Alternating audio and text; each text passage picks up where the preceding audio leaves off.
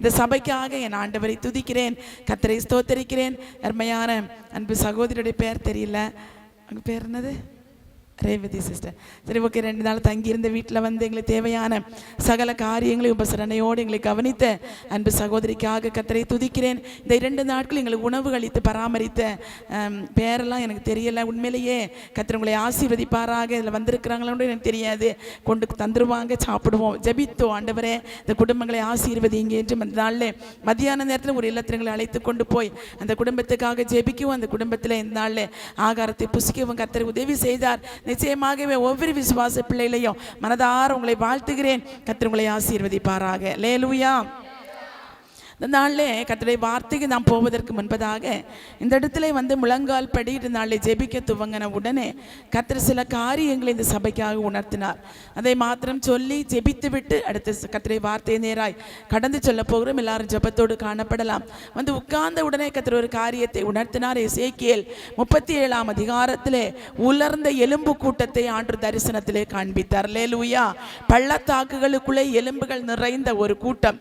இந்த நேரத்தில் இந்த இடங்கள் அநேக பேர் உலர்ந்த எலும்புகளாக கிடக்கிறார்கள். அல்லேலூயா. நிச்சயமாகவே விசுவாசிக்கிறேன், இந்த உபவாச ஆராதனை முடிகிற போது அநேக உலர்ந்த எலும்புகள் கடந்து வந்து உயிருள்ள ஒரு சேனைகளாக கர்த்தருக்காய் பராக்கிரமங்களை செய்கிற பெரிய சேனைகளாக கர்த்தர் எடுத்து நிறுத்த போகிறார். அல்லேலூயா. உலர்ந்து போன எலும்புகளோடு, உலர்ந்து போன அனுபவத்தோடு இனி எக்காரணம் கொண்டும் இந்த எலும்புகள் உயிரடைய முடியாது என்கிற சூழ்நிலையிலே உலர்ந்து போன அனுபவத்தோடு அங்கிங்குமாய் சிதறப்பட்டு கிடக்கிற எலும்புகள் இந்த உபவாச ஆராதனைகள் முடிகிற போது ஒரு பெரிய சேனையாக தேசத்தை கலக்குகிற ஒரு பெரிய சேனை இந்த சபையில் இருந்து நிச்சயமாகவே கர்த்தர் எழுப்புவாராக. விசுவாசிக்கிற தேவ பிள்ளைகள் கரங்களை தட்டி தேவ சமூகத்தில் ஒரு 2 நிமிடங்கள் ஆண்டவரை ஸ்தோத்தரிக்கலாமே. தேவனை நீங்க காட்டின வெளிப்பாடின்படி, நீங்க காண்பித்த தரிசனத்தின்படி இந்த சபையிலிருந்து ஒரு பெரிய சேனை கர்த்தருக்காய் எழுப்புவதாக. இந்த மோதிரை மலை பகுதியிலே இந்த தேசத்திலே சிதறப்பட்டு கிடக்கிற எலும்புகள், சிதறப்பட்டு கிடக்கிற எலும்புகள், உலர்ந்து போன எலும்புகள், அங்கும் இங்குமாய் கை கால் வேறு என்று சிதறப்பட்டு கிடக்கிற எலும்புகள் தன் எலும்போடு சேர்த்து கொள்ளப்படுவதாக, தன் அவயவங்களோடு சேர்த்து கொள்ளப்படுவதாக. ஒரு பெரிய மாற்றம், ஒரு பெரிய தேவ விடுதலை சபையிலே உண்டாவதாக, தேசத்திலே உண்டாவதாக. இந்த ஆராதனை நிமித்தம் ஒரு பெரிய விடுதலை தேசம் அனுபவிப்பதாக. உலர்ந்து போன அனுபவங்கள், உலர்ந்து போன எலும்புகள் மறுபடியும் உயிரடைவதாக. செத்து போன காரியங்கள், செத்து போன அவயவங்கள், முடித்து போன விஷயங்கள் மறுபடியும் கர்த்தருக்காய் உயிர் பெற்று எழுப்புவதாக. தெய்வம் அப்படி செய்ய போகிற கிருபைகளுக்காக ஸ்தோத்திரம் ஆண்டவர். 2வதாக கர்த்தர் ஒரு காரியத்தை காண்பித்தார். சில பெரிய மீன்களை கர்த்தர் சபைக்குள்ளே கொண்டு வர போகிறார். அல்லேலூயா. பெரிய பெரிய ஆத்துமாக்களை இவங்க ரட்சிக்கப்படுவாங்களா, இவங்க ரட்சிக்கப்பட்டு சபைக்குள்ள வருவாங்களா அப்படி என்று நம்முடைய கண்கள் ஆச்சரியப்படத்தக்க விதத்திலே இந்த உபவாச ஆராதனை நிமித்தம், இந்த உபவாச ஆராதனை முடிகிற காலகட்டங்களிலே சில பெரிய பெரிய ஆத்துமாக்களை, பெரிய மீன்களை கர்த்தர் சபையிலே கொண்டு வர போகிறார். அல்லேலூயா. எத்தனை பேர் விசுவாசிக்கிறீங்க? எத்தனை பேர் விசுவாசிக்கிறீங்க? நிச்சயமாகவே கர்த்தர் சொன்ன வார்த்தை நிறைவேறு, கர்த்தர் சொன்ன வார்த்தை நிறைவேறு. நிச்சயமாகவே, நிச்சயமாகவே.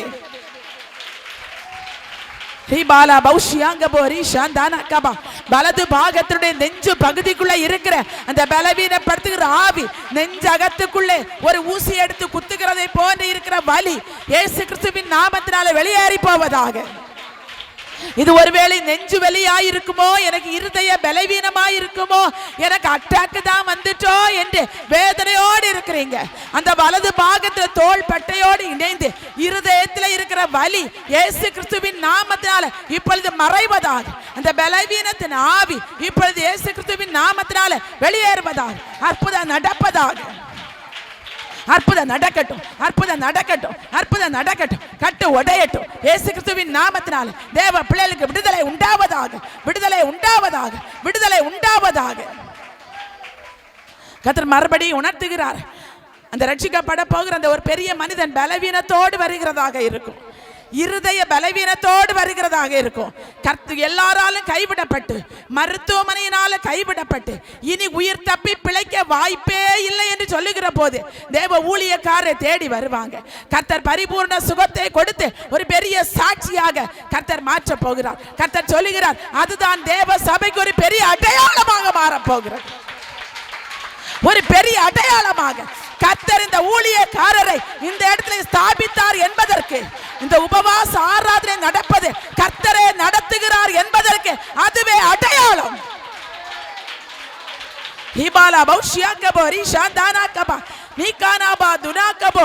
இடிக்கப்பட்ட பலிபீடங்கள் செப்பனிடப்பட போகிறது.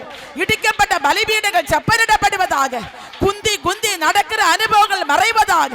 ஹிபாலா ரிஷாந்தா நாக்கபா நிகானாபா நிமானாபா துனாக்கபோ ஷங்கானாபா நிகானாபா நிமானாபோ ஹிபாலாபா ரிஷா கானாபோ ஷந்தா நாக்கபா நிமன துனாக்கபா ஷௌடிகபோ ஹிகல பௌஷியாங்கபோ. சில இடிக்கப்பட்ட பலிபீடங்கள் செப்பனிடப்பட போகிறபடியால் நன்றி ஆவியானவரே. ஹிபாலா பௌஷியாங்கபோ ரிஷந்தா நாக்கபா. கர்த்தர் அநேகருடைய வாழ்க்கையிலே புதிய புதிய வாசலை திறக்க போகிறார். அநேகர் யோசிக்கிறீங்க, நான் இனி என்ன செய்ய போகிறேன் தெரியல, நான் இனி என்ன செய்ய போகிறேன் என்று தெரியாதபடி இருக்கிற சில குடும்பங்களுக்குள்ளே சில புதிய வாசலை ஆண்டவர் திறக்க போகிறார். ஆண்டவரே மக்கு நன்றி ஆண்டவர். இந்த உபவாச ஆராதனை என் தேவன் நியமித்தபடியினாலே, என் தேவனுடைய அநாதி தீர்மானத்தின்படி நடக்கிறபடியினாலே ஆவியானவரே மக்கு நன்றி அப்பா. தேவன் செய்ய நினைத்த காரியம் ஒருபோதும் தடைப்படுவது இல்லை. தேவரீர் சகலத்தையும் செய்ய வல்லவர். நீர் செய்ய நினைத்த காரியம் தடைப்படுவது இல்லை. ஆமென் ஜீசஸ். ஆண்டவரே மே துதிக்கிறோம்ப்பா. ஒரு நிமிடம் எல்லாரும் தேவ சமூகத்தில் எழும்பி நிற்கலாம். சில நிமிடங்கள் ஆண்டவரை ஆராதித்து கர்த்தருடைய வார்த்தையை நேராய் போகிறோம். எல்லாரும் தேவ சமூகத்தில் உற்சாகத்தோடு கூட கர்த்தருடைய ஆவியினால் சொல்லப்பட்ட வார்த்தைகளை நிறைவேற்றும்படியாக, வாக்கு தத்தத்தில் உண்மையுள்ள தெய்வம், வாக்கு மாறாத தெய்வம், உலர்ந்து போன எலும்புகள் உயிரடையும்படியாக எல்லாரும் உள்ளத்தின் ஆழத்திலிருந்து ஆவியானவரே மக்கு நன்றி ஆண்டவரே. நன்றி பரிசுத்த ஆவியானவரே, நன்றி பரிசுத்த ஆவியானவரே. நல்ல தகப்பனே மக்கு நன்றி அப்பா. நல்ல தகப்பனே மக்கு நன்றி ஆண்டவரே. நல்ல தகப்பனே மக்கு நன்றி அப்பா. எல்லாருடைய வாய்களும் திறக்கட்டும். தேவ சமூகத்தில் உங்கள் சத்தம் உயரட்டும். தேவ சமூகத்திலே வாய்களை திறந்து ஆண்டவரை நோக்கி ஜெபிக்க ஆரம்பிக்கலாம். ஆண்டவரே, இந்த உபவாச ஆராதனை 4வது நாளிலே தேவ சமூகத்தில் என்னை கூட்டி சேர்த்திருக்கிறீரே ஆண்டவரே, நீர் என்னோடு கூட பேசுவீராக. நாளில் பேசப்பட்ட வெளிப்படுத்தப்பட்ட வார்த்தைகள் சபையில நிறைவேற்றப்படுவதாக. உலர்ந்து போன அனுபவங்கள் மாற்றப்படுவதாக. அநேக உலர்ந்து போய் கிடக்கிற எலும்புகள் மறுபடியும் கூட்டி சேர்க்கப்படுவதாக. சிதறுண்டு கிடக்கிற எலும்புகள் மறுபடியும் கூட்டி சேர்க்கப்படுவதாக. தேவ மகிமை ஜனங்களை மூடுவதாக. அபிஷேகம் ஊற்றப்படுவதாக. ஆவி ஊற்றப்படுவதாக. தீர்க்க தரிசனம் உரைக்கிற போது அசைவு உண்டானது போல, தீர்க்க தரிசனம் உரைக்கிற போது அசைவு உண்டானது போல குசிதறப்பட்டு கிடக்கிற எலும்புகளுக்குள்ளே இப்பொழுது ஒரு அசைவு உண்டாவதாக. எத்தனை பேர் பேசிக்கிறீங்க? எத்தனை பேர் இப்பொழுது விசுவாசிக்கிறீங்க? எத்தனை பேர் ஜெபிக்க ஆயத்தப்படுறீங்க? வாய்களுக்கு ஜெபிங்க. ஆண்டவரே, சிதறப்பட்டு கிடக்கிற எலும்புகளுக்குள்ளே ஒரு அசைவு உண்டாவதாக. சிதறப்பட்டு கிடக்கிற எலும்புகளுக்குள்ளே ஒரு அசைவு உண்டாகட்டும். ஒரு அசைவு உண்டாகட்டும். ஆவி ஊற்றப்படட்டும். கால் ஊன்றி நிற்கணும். தண்டன் எலும்போடு சேரணும். அவயவங்கள் தேவனோடு சேரணும். தலையாகிய கிறிஸ்துவோடு சரீரமாகிய சபை இணைக்கப்படணும். ஆண்டவரே, சிதறப்பட்டு கிடக்கிற எலும்புகள் சரீரமாம் சபையின் அவயவங்கள், சரீரமாம் சபையின் அவயவங்கள், சிதறுண்டு கிடக்கிற அவயவங்கள் கூட்டி சேர்க்கப்படணுமே. மந்தையில் இல்லாத ஆடுகள் தொழுவத்திலே கூட்டி சேர்க்கப்படணுமே. ஹிபாலா பௌஷியாங்கபோ, ஹிபாலா பௌஷியாங்கபோ, ஹிகாலா பௌஷந்தானகபா. ஹalleluya. நாங்க கார்ல கரெக்ட்டா இறங்குகிற நேரத்துல போதகர் ஒரு வார்த்தையை சொன்னாங்க. இந்த 4ஆம் நாள் லாசருவை எப்படி கர்த்தர் உயிரோடு எழுப்பினாரோ அதே போல சிலருடைய வாழ்க்கையில கர்த்தர் அற்புதத்தை செய்ய போறான்னு சொல்லி ஆராதிச்சாங்க. அன்பான தேவ ஜனமே, இந்த இரவு வேளையில சில காரியங்களை கர்த்தர் உயிர்ப்பிக்க போகிறார். அம்மாவும் சில காரியங்களை சொன்னாங்க. சில உலர்ந்த எலும்புகளை கர்த்தர் உயிர் பண்ண போகிறார். நல்ல விசுவாசிக்கிறவங்க கரங்களை தட்டி தேவனுக்கு மகிமைகளை ஹalleluya ஹalleluya. தேவ ஆவியானுடைய மகிமை பிரசன்னமாக இறங்கி வருவதாக. ஏசப்பா, நீங்க இருக்கிறதுனால நாங்க சோர்ந்து போவது இல்லடி. நீங்க இருக்கிறதுனால அற்புதங்கள் நடக்கும். நீங்க இருக்கிறதுனால அதிசயம் நடக்கும். Jesus. இயேசு நீங்க இருக்கையில நாங்க சோர்ந்து போவதில்லை. இயேசு நீங்க இருக்கையில நாங்க சோர்ந்து போவதில்லை. நீங்க எல்லாமே பார்த்து கொள்வீங்க. நீங்க எல்லாமே பார்த்து கொள்வீங்க. நீங்க எல்லாமே ஆமே நீங்க எல்லாம் பார்த்து கொள்வீங்க. இயேசு நீங்க இருக்கையில நாங்க சோர்ந்து போவதில்லை. இயேசு நீங்க இருக்கையில நாங்க சோர்ந்து போவதில்லை. ஆமே சமாதான காரணம் நீங்க தானே. சர்வ வல்லவர் நீங்க தானே. சமாதான காரணம் நீங்க தானே. சர்வ வல்லவர் நீங்க தானே. இயேசு நீங்க இருக்கையில நாங்க சோர்ந்து போவதில்லை.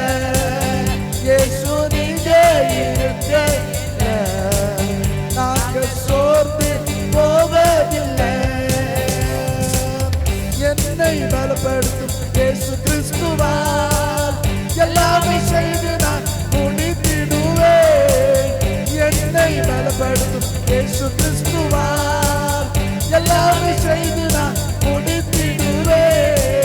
கர்த்தரின் வெளிச்சமும் எனது மீட்புமானார். கர்த்தரின் வெளிச்சமும் எனது மீட்புமானார். அவரின் ஜீவனும் வாழ்வின் பலனுமானார். அவரே ஜீவனும் வாழ்வின் பலனுமானார். என்னை பலப்படும் இயேசு கிறிஸ்துவால் எல்லாமே செய்து நான் முடித்திடுவேன். என்னை பலப்படும் இயேசு கிறிஸ்துவால் எல்லாமே செய்து நான் முடித்திடுவேன். என்னை பலப்படும் இயேசு கிறிஸ்துவால் எல்லாமே செய்து நான் முடித்திடுவேன். என்னை பலப்படுத்தும் இயேசு கிறிஸ்துவால் எல்லாமே செய்து நான் முடித்திடுவேன். படையை எனக்கு எதிராய் பாளையம் இறங்கினாலும், படையை எனக்கு எதிராய் பாளையம் இறங்கினாலும் நெஞ்சம் பஞ்சாது நம்பிக்கை இழக்காது. நெஞ்சம் பஞ்சாது நம்பிக்கை இழக்காது. என்னை பலப்படுத்தும் இயேசு கிறிஸ்துவால் ஆவியானவரே எல்லாமே செய்து நான் முடித்திடுவேன். பலப்படுத்துகிற ஆவியானவரே பலப்படுத்தும் ஆவியானவருடைய மகிமையை எல்லாமே செய்து நான் முடித்திடுவேன். என்னை பலப்படுத்தும் இயேசு கிறிஸ்துவால் எல்லாமே செய்து நான் முடித்திடுவேன். என்னை பலப்படுத்தும் இயேசு கிறிஸ்துவால் எல்லாமே செய்து நான் முடித்திடுவேன். ஆவியானவருடைய மகிமை சபை முழுவதிலும் இந்த இலங்கை முழுவதிலும் பலப்படுத்துகிற தேவ ஆவியானவருடைய மகிமை தாராளமாக ஏராளமாக அபிஷேகமுள்ள யாவையும் குணமாக்குகிற தேவ வல்லமை அபிஷேகமுள்ள யாவையும் தொடுகிற தேவ பிரசன்னம் தேவ மகிமை ஜனங்களை கொண்டு வருவதாக. மகிமை நிரப்புவதாக. தேவ பிரசன்னத்தினால் சபை நிரம்புவதாக. ஒரு மண்டலத்திற்கு நேராய் அடுத்த ஒரு கிரைக்கு நேராய் சபை எழும்புவதாக. அடுத்த நிலைமைக்கு நேராக சபை எழும்பட்டும். சபை உயிர் பெறட்டும். சபையின் கிரியைகள் அடுத்த நிலைமைக்கு நேராய் செல்லுவதாக. இந்த ஒரு உபவாச ஆராதனை உபவாச நாட்கள் சபையின் எழுப்புதல் நாட்களாய் மாறுவதாக. சபையின் உயிர் வீழ்ச்சி நாளாய் மாறுவதாக. Hallelujah, hallelujah, hallelujah, hallelujah, hallelujah, hallelujah, hallelujah. ஆவியானவர் சொல்லுகிறார் உபவாச நாட்களை ஒரு பெரிய சந்தோஷத்தின் நாட்களாய் கட்டளை கூறுகிறார். முறிக்கிறார். ஆவியானவருடைய மகிமை இறங்குவதாக.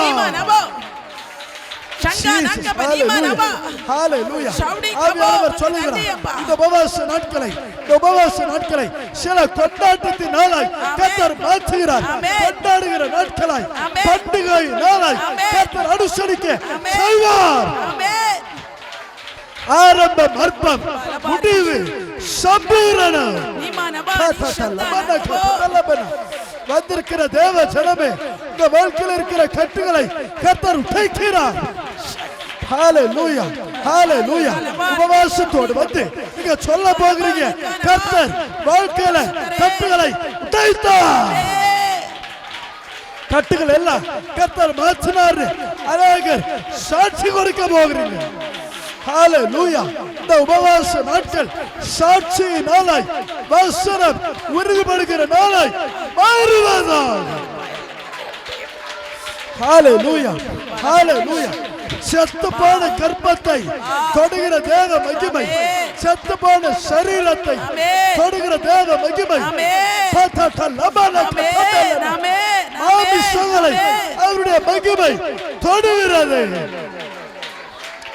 ஜீசஸ், ஹalleluya, ஹalleluya. இருதயத்தின் பலவீனங்களை அவர் மாற்றுகிறார். ஹalleluya, ஹalleluya, ஹalleluya. கட்டுகளை கர்த்தர் உடைய பண்ணுகிறார். கயிறுகளை கர்த்தர் தெறிக்க பண்ணுகிறார். தேவ மகிமை, தேவ வல்லமை சபை நடுவே வியாபரிப்பதாக. கிதியோனின் பட்டயத்தோடு கர்த்தரின் பட்டயம் இணைந்தது.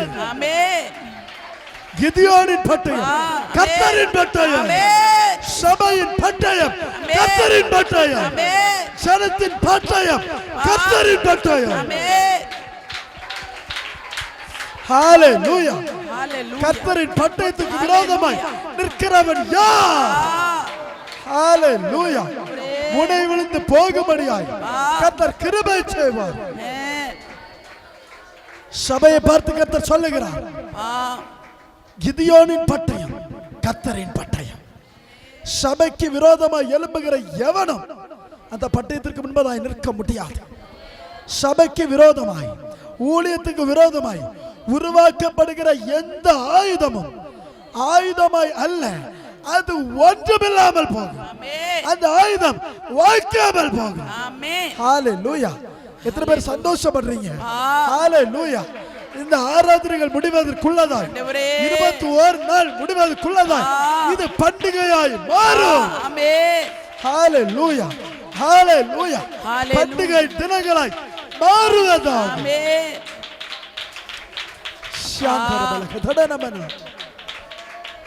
யாரெல்லாம் வாஞ்சையோடு வந்தீங்களோ உங்க வாஞ்சைகளை கர்த்தர் நிறைவேற்றுவாராக. இருதயங்களின் பாரங்களை எல்லாம் கர்த்தர் நிறைவேற்றுவாராக. இனி நீ அழுது கொண்டிராய், இனி துக்கித்துக் கொண்டிராய். துக்க நாட்களை கர்த்தர் முடிய பண்ண போகிறார். துக்க நாட்கள் முடிந்து போகும். துன்பத்தை கண்ட நாட்களுக்கு, வேதனை அனுபவித்த வருஷங்களுக்கு சரியாய் போதகத்தில் பேசுனது போலவே கோடாரியானது மரங்கள் நிறைய வைக்கப்பட்டிருக்கிறது. இனி வெட்டப்பட்டு போவதில்லை. சரியான பதிலை இந்த வருடம் விளைச்சலை காண்பீர்கள். இது விளைச்சலின் வருடம். ஹalleluya. வெட்கத்தை அனுபவித்த நாட்களுக்கும் வேதனை அனுபவித்த வருஷத்திற்கும் சரியான விளைச்சலை கர்த்தர் கட்டளையிடுகிறார். ஆமென். ஹalleluya. நன்றி அப்பா. கண்ணீரோடு விதைத்ததெல்லாம் நன்றி அப்பா. கண்ணீரோடு விதைத்த நாட்கள் முடிந்தது. நன்றி அப்பா. விதைத்த நாட்கள் முடிந்தது. நன்றி அப்பா. கம்பீரமாய் அறுக்கிற காலங்களுக்குள்ளதாய் கர்த்தர் சபையை நடத்துகிற கிருபைகளுக்கு நன்றி அப்பா. நன்றி ஆவியானவரே. அடுத்த லெவல்ல கொண்டு போங்கப்பா. கட்டடங்களை கர்த்தர் மாற்றுங்க. சபை இன்னும் அதிகமாய் எழும்பட்டும். சபை இன்னும் அதிகமாய் பிரயாசப்படட்டும்.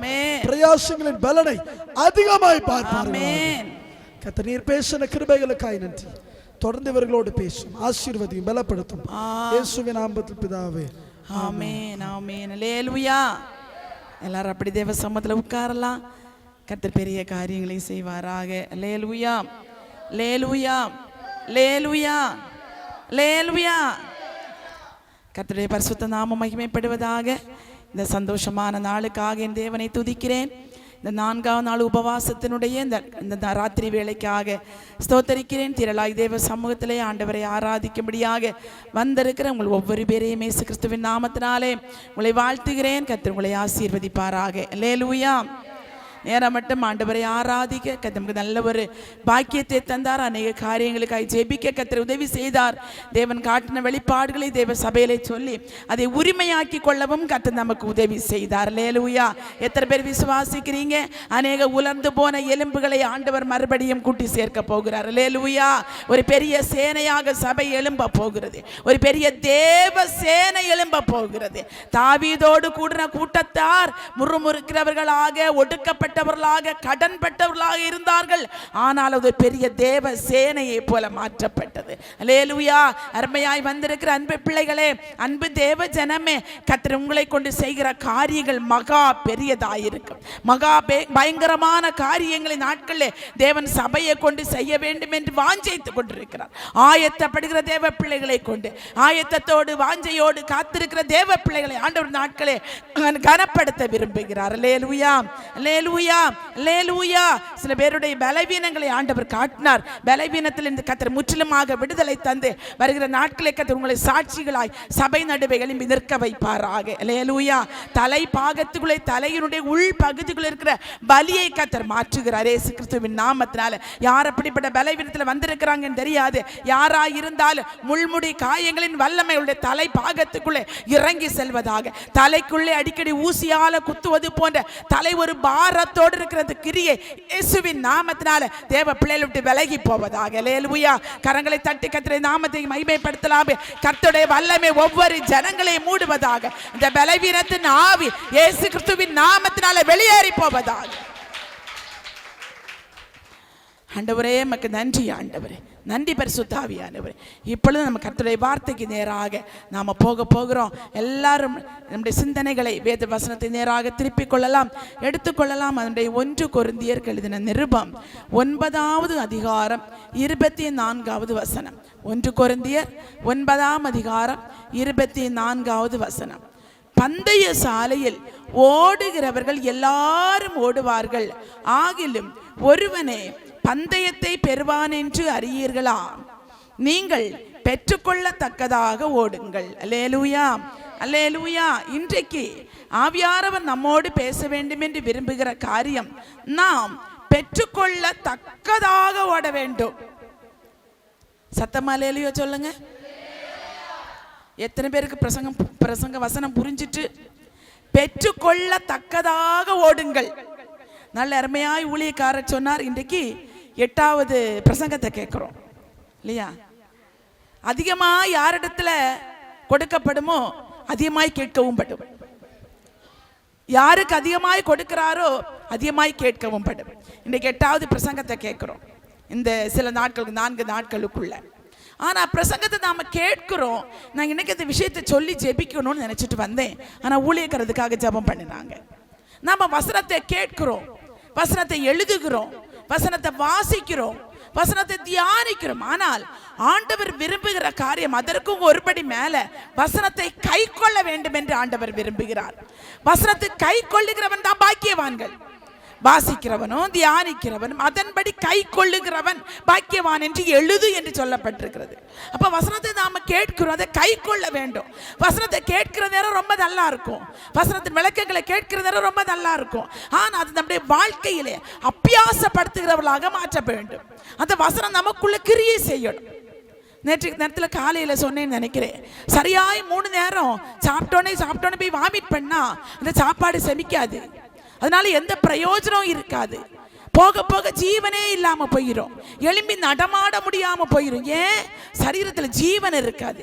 இதே மாதிரி தான் ஆவிக்குரிய வாழ்க்கையிலும் வசனத்தை கேட்கிற போது, பாடலை பாடுகிற போது, ஆண்டவர் ஆராதிக்கிற போது வசனத்தினுடைய எசன்ஸ், வசனத்துடைய பிரசன்னம், வசனத்தின் வல்லமை உள்ள கிரியை செய்யணும். என்ன நோக்கத்துக்காய் தேவ வசனம் எழுதப்பட்டிருக்கிறதோ அந்த வசனத்தின் வல்லமை சரீரத்துக்குள்ள, ஆவி ஆத்மா சரீரத்துக்குள்ள, உள்ளார்ந்த மனுஷனுக்குள்ள கிரியை செய்கிற போது நாளுக்கு நாள் ஆவிக்குரிய மனுஷன் பலன் அடைந்து கொண்டே இருப்பார்கள். நாளுக்கு நாள் புதிதாக்கப்படுகிற அனுபவம். அல்லேலூயா, அல்லேலூயா. உள்ளார்ந்த மனுஷன் நாளுக்கு நாள் புதிதாக்கப்பட வேண்டும். இன்னைக்கு 4ஆவது நாள்ல வந்திருக்கிறோம். முதல் நாள் தொடங்கினது போல அல்ல, 4ஆவது நாள்ல 4 மடங்கு தேவ கிருபையில பெருகி இருக்கணும். அல்லேலூயா. ஒவ்வொரு நாளும் பெருகணும். உள்ளார்ந்த மனுஷன் பலப்பட்டு கொண்டே இருக்கணும். ஆவியில புதுப்பிக்கப்பட்டு கொண்டே இருக்கணும். வேண்டாத காரியங்கள் விடப்பட்டு கொண்டே இருக்கணும். வேண்டாத காரியங்கள் செதுக்கப்பட்டு கொண்டே இருக்கணும். அல்லேலூயா. வசனத்தை கேட்க கேட்க ஒரு மாற்றம், வசனத்தை கேட்க கேட்க ஒரு ரூபாந்திர அனுபவம், வசனத்தை கேட்க கேட்க ஒரு மறுரூப அனுபவம் உண்டாகி கொண்டே இருக்க வேண்டும். அல்லேலூயா. வசனத்தை கேட்கிறோம், இன்றைக்கு ஒரு மாற்றம் உருவாகணும், இன்றைக்கு ஒரு தீர்மானம் எடுக்கணும். ஆண்டவரே, இவ்வளவாய் வசனத்தை கேட்கிற ஒரு பாக்கியத்தை எனக்கு தருகிறீரே. வசனத்தை கேட்கிறேன்னா அதை எப்படி விட்டுச்சு போயிடக்கூடாது ஆண்டவரே. வசனம் உள்ளத்துக்குள்ள கிரியை செய்ய ஆரம்பிப்பதாக. அல்லேலூயா. நாளை வாசிக்கப்பட்ட வசனத்தின் நேராக சிந்தனைகளை திருப்பலாம். பெற்றுக்கொள்ளத்தக்கதாக ஓடுங்கள். ஒரு பெரிய ஓட்ட பந்தயத்தை குறித்து அப்போஸ்தலனாகிய பவுல் சொல்றாரு. நீங்க பெற்றுக்கொள்ளத்தக்கதாக ஓடுங்கள். பந்தய சாலையில் ஓடுகிறவர்கள் எல்லாரும் ஓடுவார்கள், ஆகிலும் ஒருவனே பந்தயத்தை பெறுவான் என்று அறியீர்களா? நீங்கள் பெற்றுக்கொள்ளத்தக்கதாக ஓடுங்கள். இது ஒரு ஓட்ட பந்தயத்தோடு இசைந்த ஒரு காரியத்தை இந்த அப்போஸ்தலனாகிய பவுல் கொரிந்து சபைக்கு எழுதுகிறதை தான் நாம் வாசிக்க கேட்டோம். ஒரு ஓட்ட பந்தயம், ஓடுகிறவர்கள் எல்லாருக்கும் ஓட்ட பந்தயம்னா என்னன்னு தெரியும், அப்படிதானே? ஸ்கூல்ல ஓட்ட பந்தயம் வச்சிருப்பாங்க, கிராமத்தில் திருவிழாக்கள் நடக்கிறது ஓட்ட பந்தயம் வைப்பாங்க. ஓட்ட பந்தயம்னா என்னது? வரிசையா கொஞ்சம் பேரை விட்டுருப்பாங்க. ரெடி 1 2 3 சொல்லி விசில் ஊதின உடனே என்ன பண்ணுவாங்க? ஓட ஆரம்பிச்சிருவாங்க.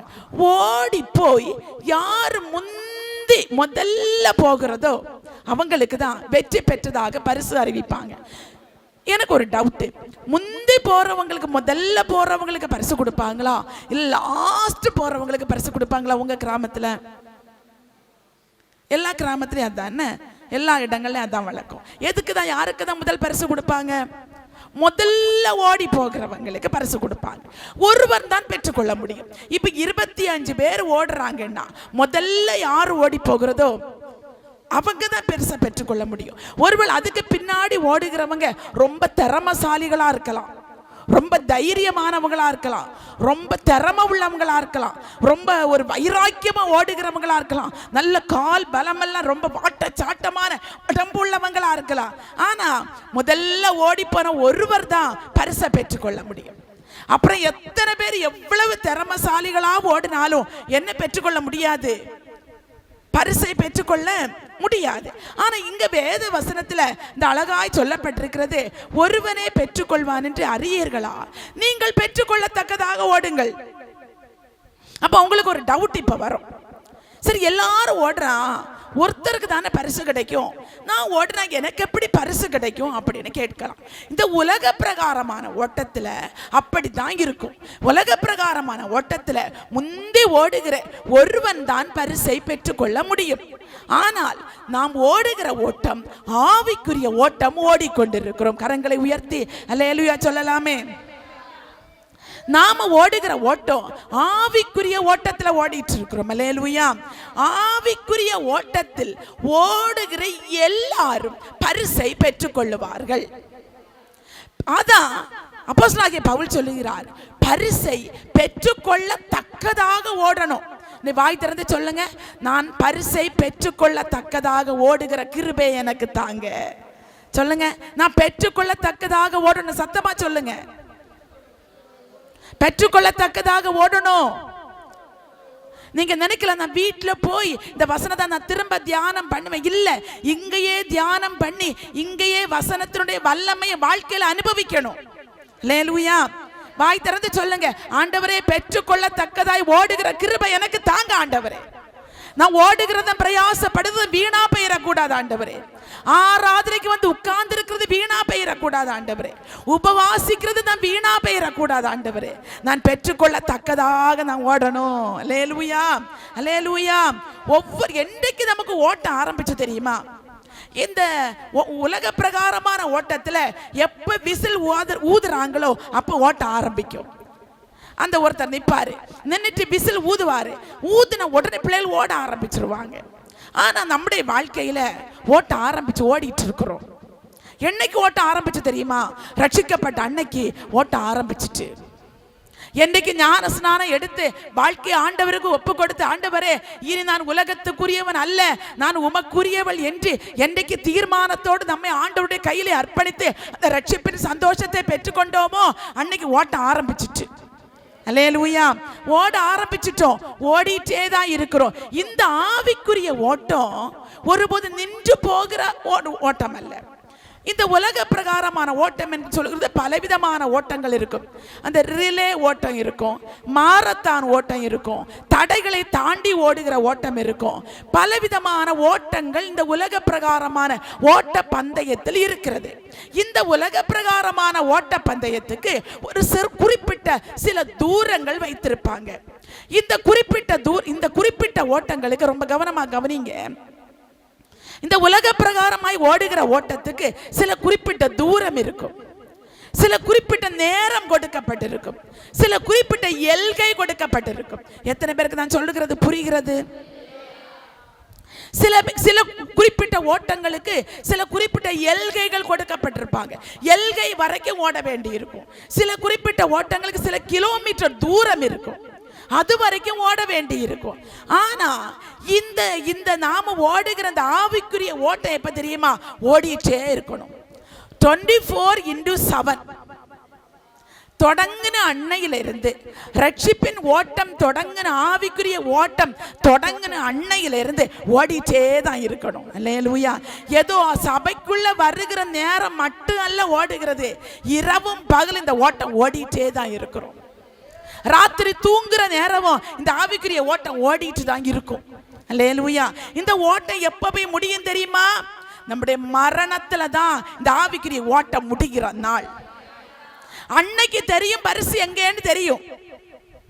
அன்னைக்கு சொல்லுவாங்க, இதோ சீக்கிரமாய் வருகிறேன், இதோ சீக்கிரமாய் வருகிறேன் என்று கர்த்தர் சொல்லி இன்னுமே வரல, தாமதிக்கிறார் என்று சிலர் எண்ணுகிறபடி அப்படி நிறைய பேர் சொல்லுவாங்க. அவர் தாமதம் பண்ணிட்டே இருக்கிறாரு, அவர் இன்னும் வரல, இதோ சீக்கிரமாய் வருகிறேன் என்று சொன்னாரு, ஆனா இன்னும் வரலன்னு.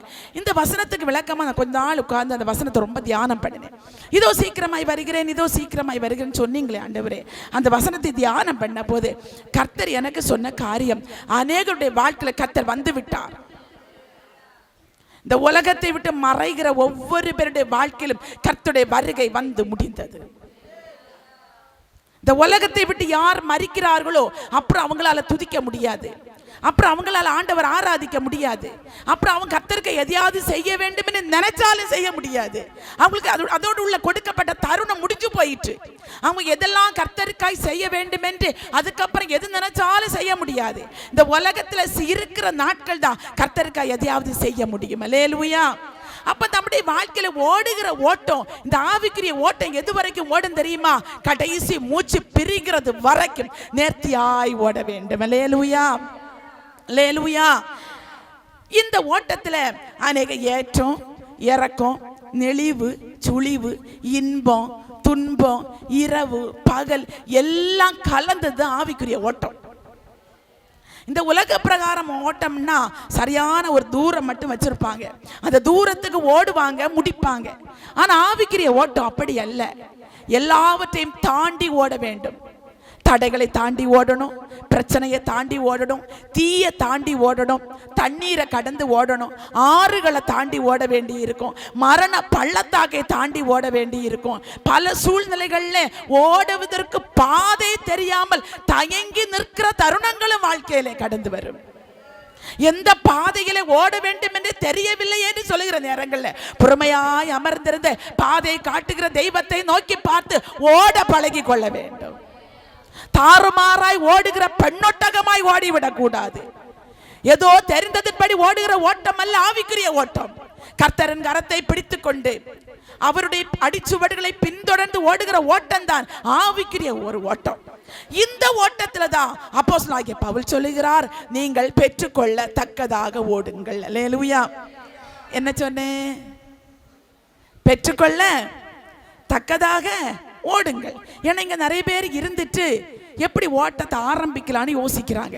ஓடிட்டு தான் இருக்கிறீங்க, இப்ப ஓடிட்டு தான் இருக்கிறீங்க, ஆவிக்குரிய வாழ்க்கையில ஓடிட்டு இருக்கிறீங்க. அநேக நேரங்கள் ஓட்டத்தை தடை செய்வதற்காக பல சூழ்நிலைகளை சாத்தான் கொண்டு வருவான். ஆவிக்குரிய ஓட்டத்தை உடைப்பதற்காக, ஆவிக்குரிய ஓட்டத்தை தடுப்பதற்காக. தடைகள் வருகிற போது நீங்க ஓடுகிற ஓட்டம் எப்படி இருக்கு தெரியுமா? தடைகளை தாண்டி ஓடணும். அல்லேலூயா, அல்லேலூயா.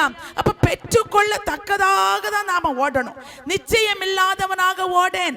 அதே 1 கொரிந்தியர் 9ஆம் அதிகாரத்தினுடைய 26வது வசனத்துல சொல்லப்பட்டிருக்கிறது, ஆதலால் நான் நிச்சயமில்லாதவனாக ஓடேன், ஆகாயத்தை அடிக்கிறவனாக சிலம்பம் பண்ணேன்.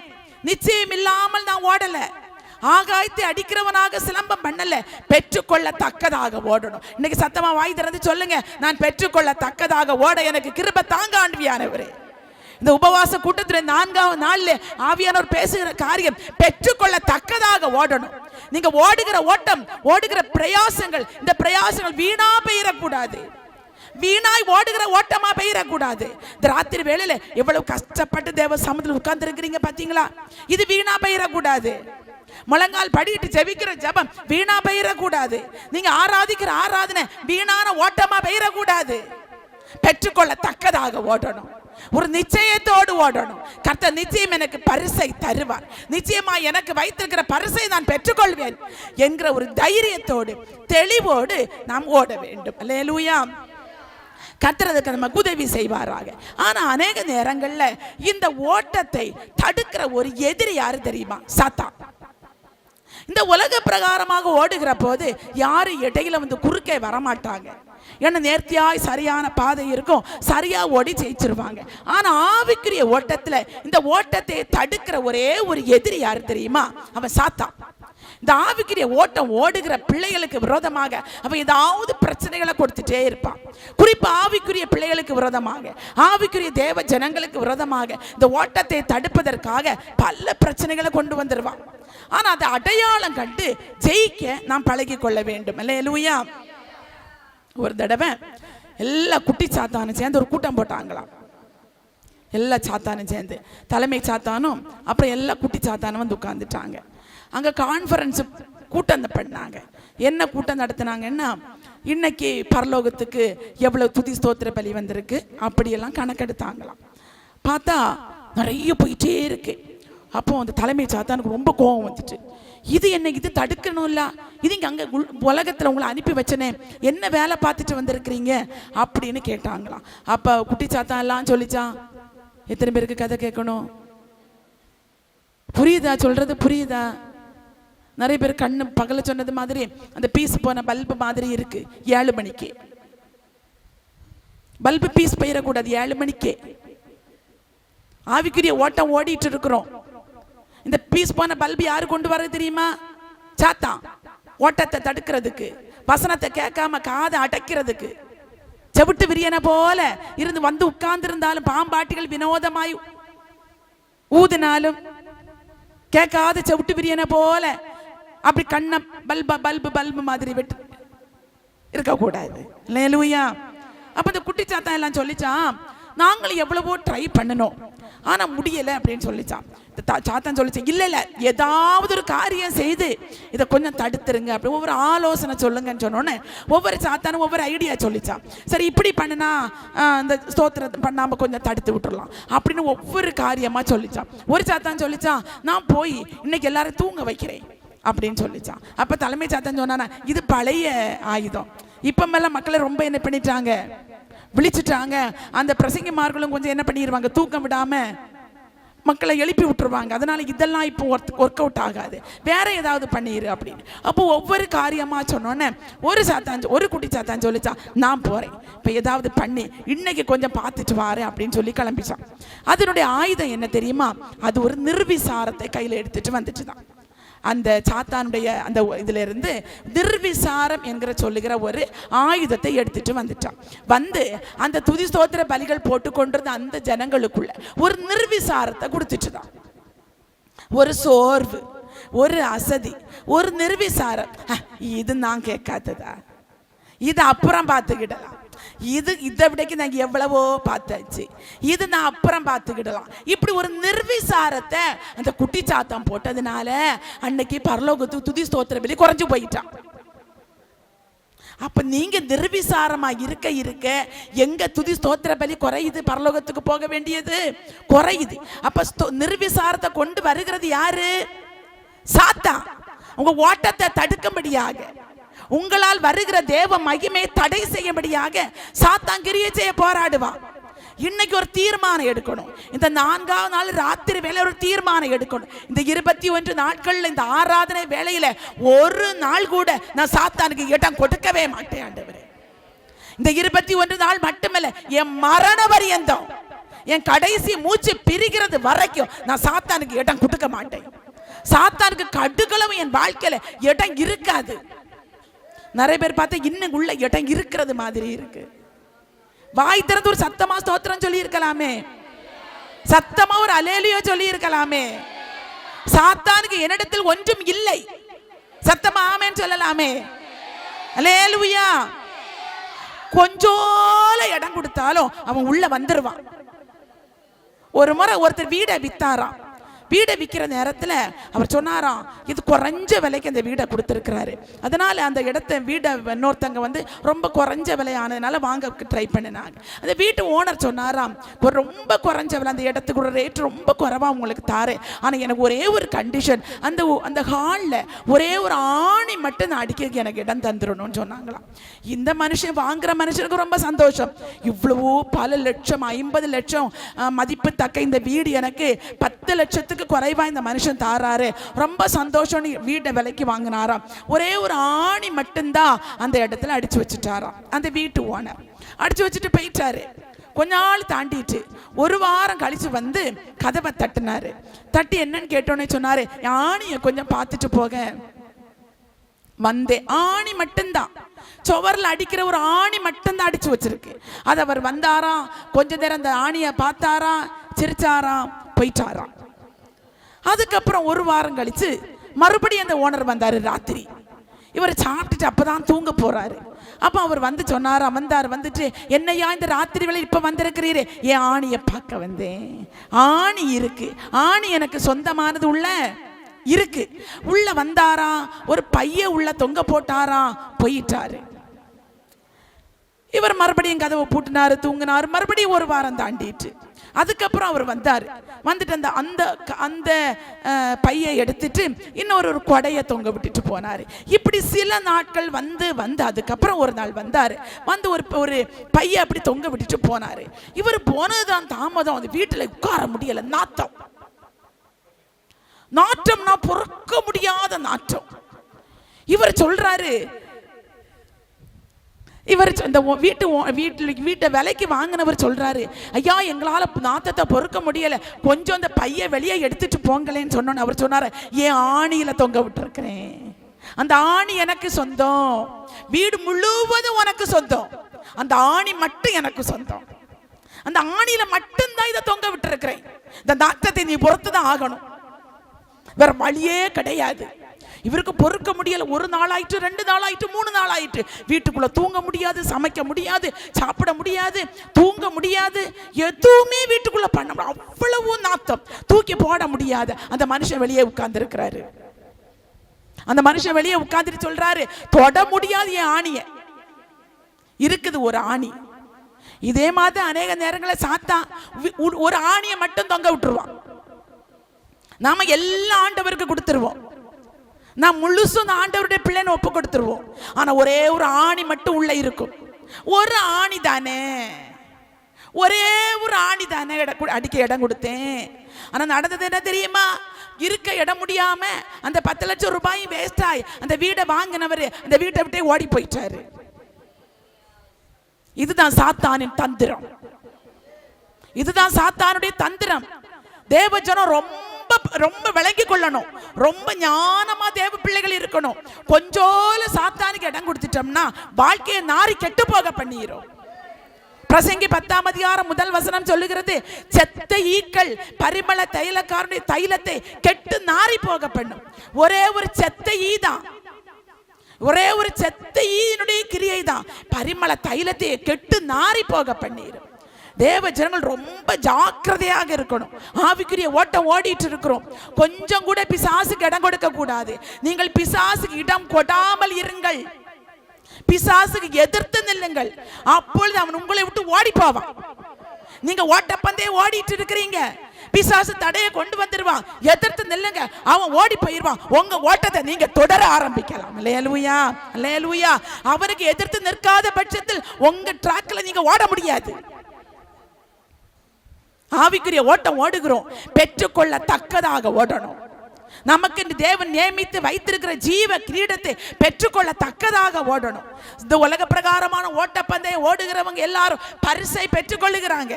நமக்கு ஒரு வாடாத ஜீவ கிரீடமாகிய பரிசு வைக்கப்பட்டிருக்கிறது. அந்த பரிசை பெற்றுக்கொள்ளத்தக்கதாக நாம ஓடணும். அல்லேலூயா. எத்தனை பேருக்கு புரியுது? எத்தனை பேர் மனசுக்குள்ள தீர்மானம் எடுக்கிறீங்க? சின்ன காரியத்துக்கு கூட இது நான் பிசாசுக்கு இடம் கொடுக்க மாட்டேன் ஆண்டவரே.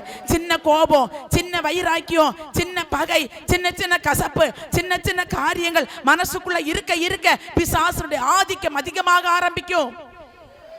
பரிசுத்தமாய் ஓட முடியாது, பரிசுத்தமாய் வாழ முடியாது.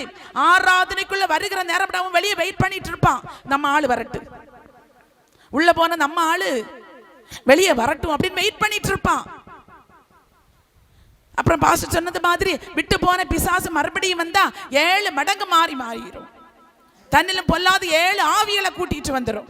தேவ ஆவிக்குரிய விதத்தில் ஆண்டவரை ஆராதிக்க ஒப்பு கொடுத்த பிள்ளைகள் ரொம்ப ஜாக்கிரதையா இருக்கணும்.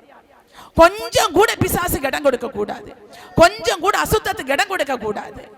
ஆவிக்குரிய சபையில இருக்கிறோம். வசனத்தை எத்தனை பேர் இப்ப புரியுது? வசனம் எத்தனை பேர் ஏற்றுக்கொள்றீங்க? எத்தனை பேர் உள்ளத்துக்குள்ள தீர்மானம் எடுக்கிறீங்க? உள்ளத்துக்குள்ள எத்தனை பேர் ஆண்டவரோடு பேசிட்டே இருக்கிறீங்க? வாழ்க்கை எப்படி அலசி ஆராயணும், வசனத்தோடு ஒராய்வி பார்க்கணும், உரசி பார்க்கணும், வசனத்தோடு உரசி பார்க்கணும். வாழ்க்கையை, என் வாழ்க்கை வசனத்துக்கு ஏற்றபடி இருக்கிறதா? வாழ்க்கை நேர்த்தியானபடி வசனத்தோடு ஒத்து போகிறதா? வாழ்க்கையில சரியானபடி நான் ஓடுகிற ஓட்டம் சரியா இருக்கிறதா? அலசி பார்க்கணும். அல்லேலூயா. எங்கேயாவது தேவையில்லாத காரியம் இருக்குதுன்னா கொஞ்சம் உட்கார்ந்து செக் பண்ணணும். அது பேதுரு படகுல மீன் ஒன்று மகப்படாத போது படகுல வெளியில இறங்கி வலைகளை அலசி பார்க்கிறாரு. ஏன் படகுல மீன் வரல? ஏன் வலையில மீன் வரல? ஏதாவது பிரச்சனை இருக்கு, அலசி பார்க்கறாங்க. நம்முடைய வாழ்க்கையில டெய்லி அலசி பார்க்கணும். ஒரு நாள் வெள்ளை சட்டையை துவைச்சு போட்டுட்டேன் அப்படின்னு மறுநாள் துவைக்காம போட மாட்டோம்ல. இன்னைக்கு சட்டையை துவைச்சிட்டேன், வெளியெல்லாம் போய் வந்து பேச்சிப்பாறை போய், குலசேகரம் போய், மார்த்தாண்டம் போய், நாகர்கோவில் போயிட்டு வந்துட்டேன். பிரச்சனை இல்லை, வெள்ளை சட்டை தான், துவைச்ச சட்டை தான், அயன் பண்ணின சட்டை தான். நாளைக்கும் அதே சட்டையை போட மாட்டோம். அலசணும், வாழ்க்கையை அலசி பார்க்கணும். சட்டையை டெய்லி சுத்தம் பண்ணி தான் போடுவோம். சாதாரண உலக பிரகாரமாய் மேல போடுகிற சட்டையே அலசி அலசி நல்ல துவைச்சு சுத்தமா போடுறோம்னா உள்ளாந்த மனுஷன் டெய்லி சுத்திகரிக்கப்பட வேண்டும். டெய்லி சுத்திகரிக்கப்படலைன்னா கரை சேர்ந்துரும். ரொம்ப கரை ஆயிட்டுனா எடுக்க ரொம்ப கஷ்டமாயிரும். அன்னன்னைக்கு அலசி பார்க்கணும். நைட்டு இரவு தூங்க போகும் முன்னாடி, ஆண்டவரே இன்னைக்கு ஏதாவது என்னுடைய வாழ்க்கையில, பேச்சில, சிந்தனையில, பார்வையில, நடையில ஏதாவது காரியம் உமக்கு பிரியமில்லாத ஏதாவது ஒண்ணு வந்திருக்குன்னா இப்பொழுது என்ன கழுவுங்க. இந்த ராத்திரி இப்படி வருகை வந்தா நான் கைவிடப்பட்டு பெயரக்கூடாது. டெய்லி அலசணும், டெய்லி ஆராய்ந்து பார்க்கணும். உங்கள் வழிகளை சீர்தூக்கி பாருங்கள் என்று வேதம் சொல்லுகிறது. வழிகளை ஆராய்ந்து பாருங்கள், சீர்தூக்கி பாருங்கள். அவருடைய வசனத்தோடு உரசி பார்க்கணும். சரியாய் நான் வாழுகிறேனா, சரியாய் வசனத்துக்கு ஒத்த வாழ்க்கை வாழுகிறேனா அலசி பார்க்கணும். ஏதோ ஒரு நாள் ரட்சிக்கப்பட்ட நாள்ல ஜெபித்தேன், ரட்சிக்கப்பட்ட நாள்ல கர்த்தருக்கு பிரியமாய் வாழ்ந்தேன், வாழுகிற வாழ்க்கை அல்ல.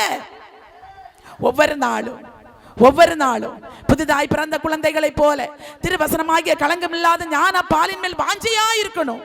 வாஞ்சையோடு கேட்கிற போது அவர் நம்ம எல்லா விதமான நன்மைகளால் நிரப்ப அவர் வல்லமை உள்ளவராயிருக்கிறார். அல்லேலூயா, அல்லேலூயா. அப்ப நாம பெற்றுக்கொள்ளத்தக்கதாக ஓடணும். பெற்றுக்கொள்ளத்தக்கதாக ஓடணும்னா எப்படி ஓட வேண்டும்? சில காரியங்களை மட்டும் பார்த்து சரியான நேரத்தில் நாம முடிக்க போகிறோம். முதலாவதாக பெற்றுக்கொள்ளத்தக்கதாக எப்படி ஓட வேண்டும் என்றால், எபிரேயருக்கு எழுதின நிருபம் அதனுடைய 12வது அதிகாரம் முதல் வசனம். எபிரேயர் 12ஆம் அதிகாரத்தினுடைய முதல் வசனத்தினுடைய அந்த பகுதியை மட்டும் வாசிக்க போகிறோம். ஆகையால் மேகம் போன்ற இத்தனை திரளான சாட்சிகள் நம்மை சூழ்ந்து கொண்டிருக்க, பாரமான யாவற்றையும் நம்மை சுற்றி நெருங்கி நிற்கிற பாவத்தையும் தள்ளிவிட்டு. அல்லேலூயா. முதலாவதாக நாம் பெற்றுக்கொள்ளத்தக்கதாக ஓட வேண்டுமானால் எப்படி நாம் ஓட வேண்டும்? நெருங்கி வருகிற பாவத்தையும் பாரத்தையும் தள்ளிவிட்டு. அல்லேலூயா. கரங்களை தட்டி கர்த்தருக்கு நன்றி செலுத்தலாமே.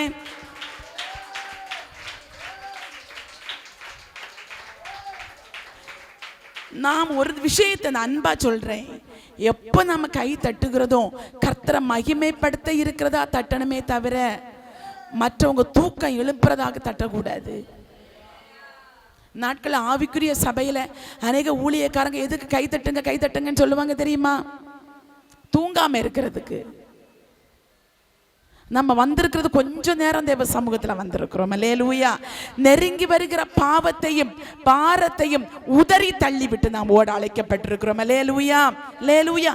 ஏனென்றால் இந்த உலக வாழ்க்கையிலே நாம் வாழுகிற இந்த உலகம் பொல்லாங்கு நிறைந்த உலகம், பாவம் நிறைந்த உலகம், அநீதி நிறைந்த உலகம், எல்லா விதமான பாரங்களும் எல்லா விதமான அசுத்தங்களும் நிறைந்த உலகத்துல நாம வாழ்ந்து கொண்டிருக்கிறோம். அல்லேலூயா.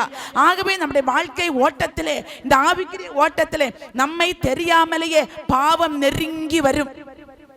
பாவம் நெருங்கி வரும். நெருங்கி வருகிற போது அவைகளை உதறி தள்ளிவிட்டு ஓட பழகி கொள்ள வேண்டும். பாவத்தோடு ஒருபோதும் ஒத்து போகிற வாழ்க்கையிலே ஆவிக்குரிய ஓட்டத்துல ஓட முடியாது. நெருங்கி வருகிற பாரத்தையும் பாவத்தையும் உதறி தள்ளிவிட்டு ஓட பழகி கொள்ள வேண்டும். அல்லேலூயா. அல்லேலூயா. ஏனென்றால் பாவம் வாசற் படியில படுத்திருக்கும். பாவம் வாசற் படியில படுத்திருக்கும். உதறி தள்ளிடணும். உதறி தள்ளிட்டு ஓடினாதான் ஒரு ஜெயமுள்ள ஒரு வாழ்க்கையை வாழ முடியும்.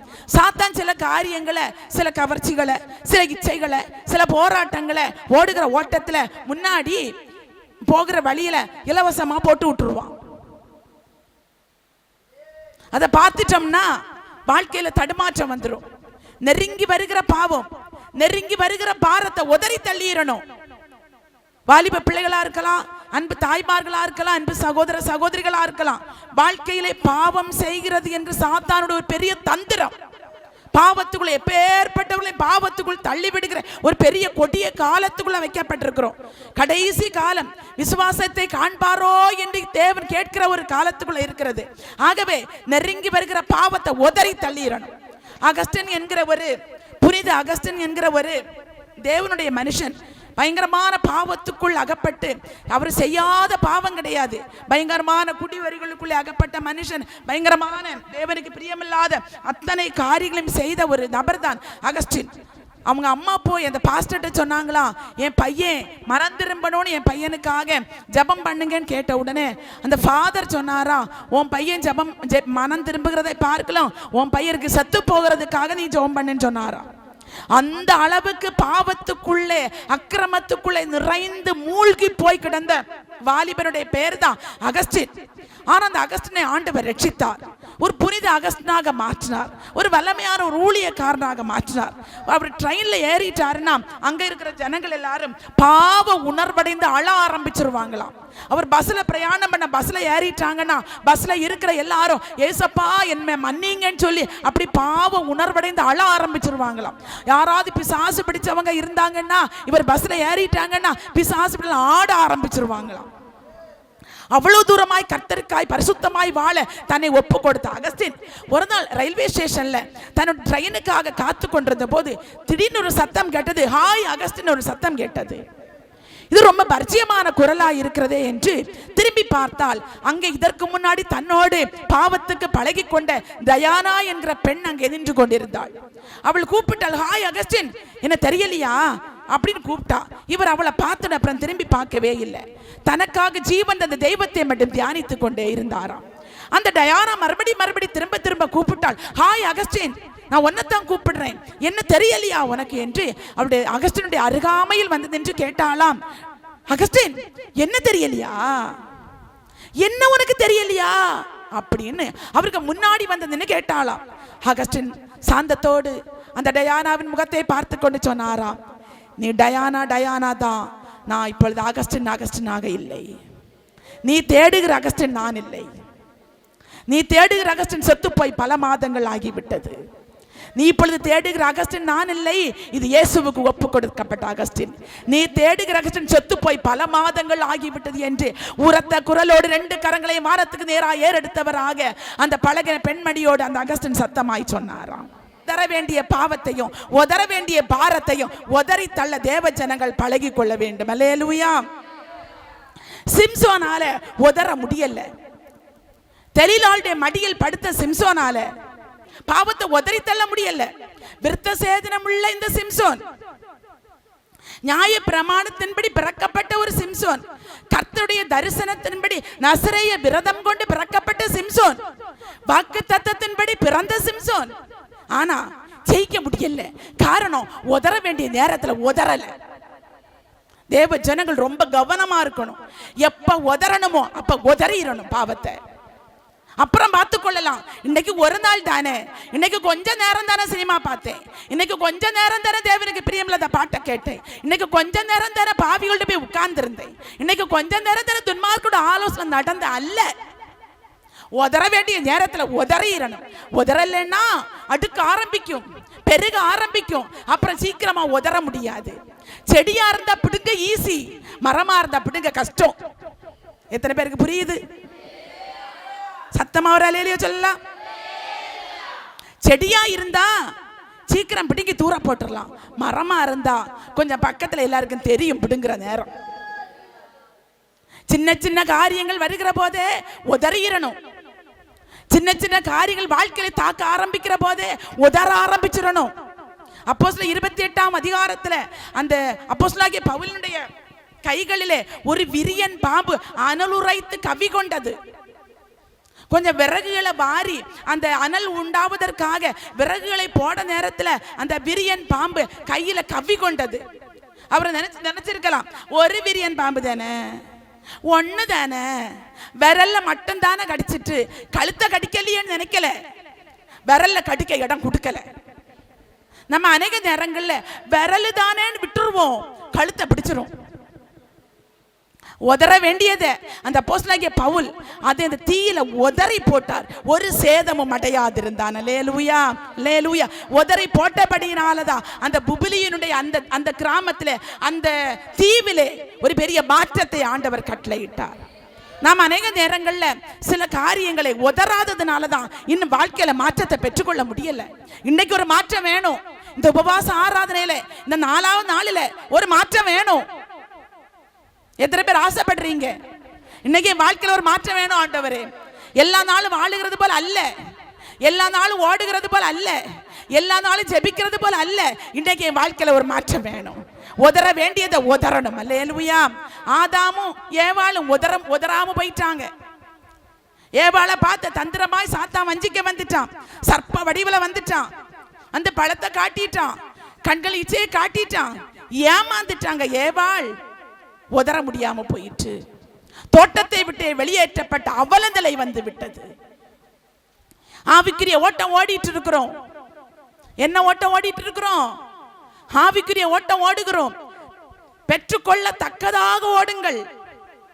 பெற்றுக்கொள்ள முடியாதபடிக்கு தேவன் நியமித்த அந்த பெற்றுக்கொள்ள விடாதபடிக்கு ஆதாமு ஏவாளு ஏதேன் தோட்டத்திலே தேவனால் சிருஷ்டிக்கப்பட்டு குளிர்ச்சியான வேளையிலே ஆண்டவரோடு உலாவி ஆண்டவரோடு உறவாடி கொண்டிருந்த ஆதாமு ஏவாளு முதலாவது அந்த சாத்தான் தந்திரமாய் வந்தபோது உதறாததுனால, சாத்தானுடைய தந்திரத்தை உதறி தள்ளாதபடியினால தோட்டத்தை விட்டே துரத்தப்பட்டு போயிட்டாங்க. அடைய விட லக்கை அடையாம போயிட்டாங்க. பெற்றுக்கொள்ள வேண்டிய பரிசு அடையாம போயிட்டாங்க. பெற்றுக்கொள்ள ஜீவ கிரீடத்தை அடையாம போயிட்டாங்க. சாபத்துக்குள்ளாக்கப்பட்டாங்க. பாவம் சந்ததி வழியாக உட்பிரவேசித்தது.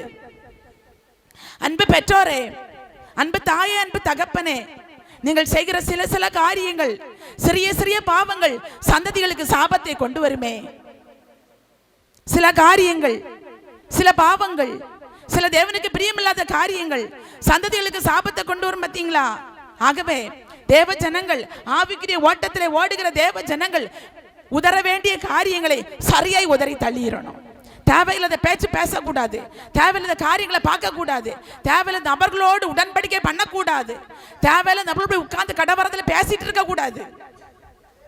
அல்லேலூயா. உதற வேண்டியதை உதற வேண்டிய நேரத்தில் உதறிட்டீங்கன்னா வாழ்க்கையில சந்தோஷத்தை அனுபவிக்கலாம். அல்லேலூயா, அல்லேலூயா, அல்லேலூயா. யோசேப்பு உதற வேண்டிய நேரத்தில் உதற வேண்டியதை உதறிட்டான். போத்திபாருடைய மனைவி உன்னுடைய வஸ்திரத்தை பிடித்து இழுத்த போதும் கூட உதறிட்டு ஓடிட்டான். வஸ்திரம் போனாலும் பிரச்சனை இல்லை, நான் பாவம் செய்வது எப்படி?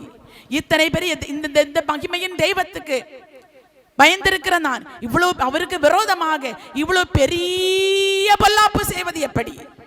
உதறிட்டான். இந்த கர்த்தருக்கு பயப்படுகிற பயம் இருதயத்துக்குள்ள இருக்குதுன்னா உதற வேண்டியதை உதறிடுவோம்.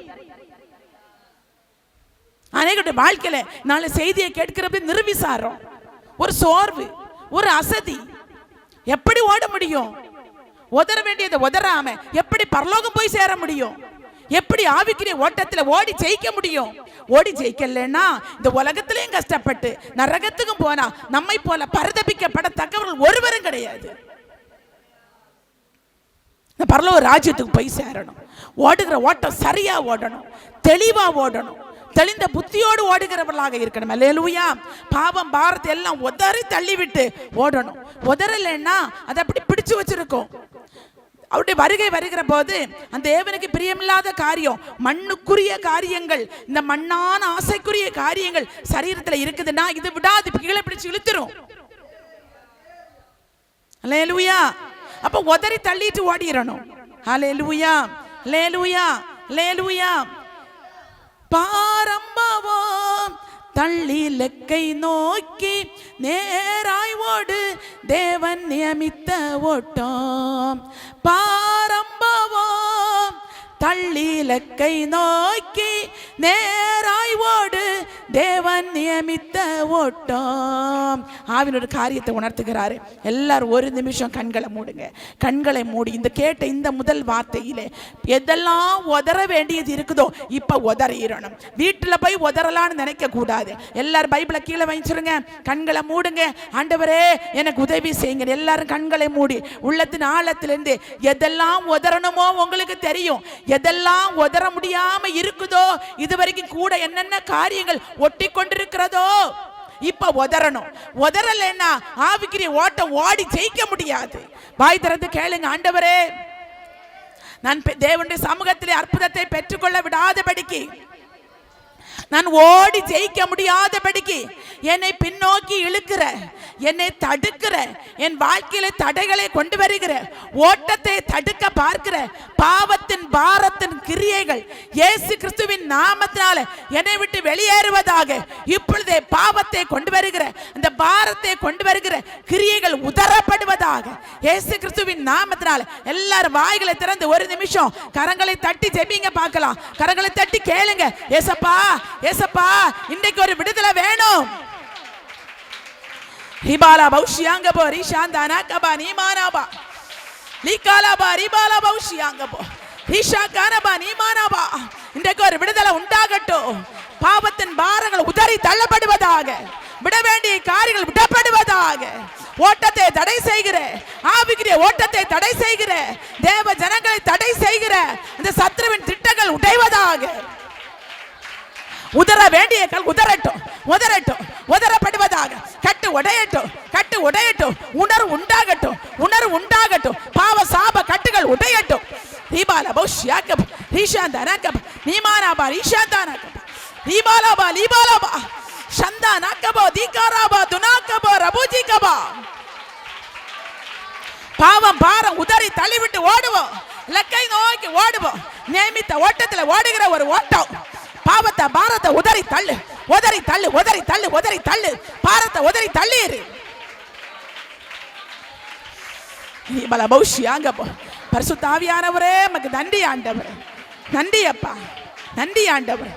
எத்தனை பேருக்குள்ள அந்த ஒரு விசுவாசம் வந்துட்டு, எத்தனை பேருக்கு அந்த ஒரு விடுதலை வந்துட்டு. நிச்சயமாகவே என் வாழ்க்கையில இருந்த தேவனுக்கும் எனக்கும் இடையே இருக்கிற உறவை துண்டிக்கிற பாவத்தின் பாரத்தின் கிரிகள் உதறி தள்ளப்படுவதாக.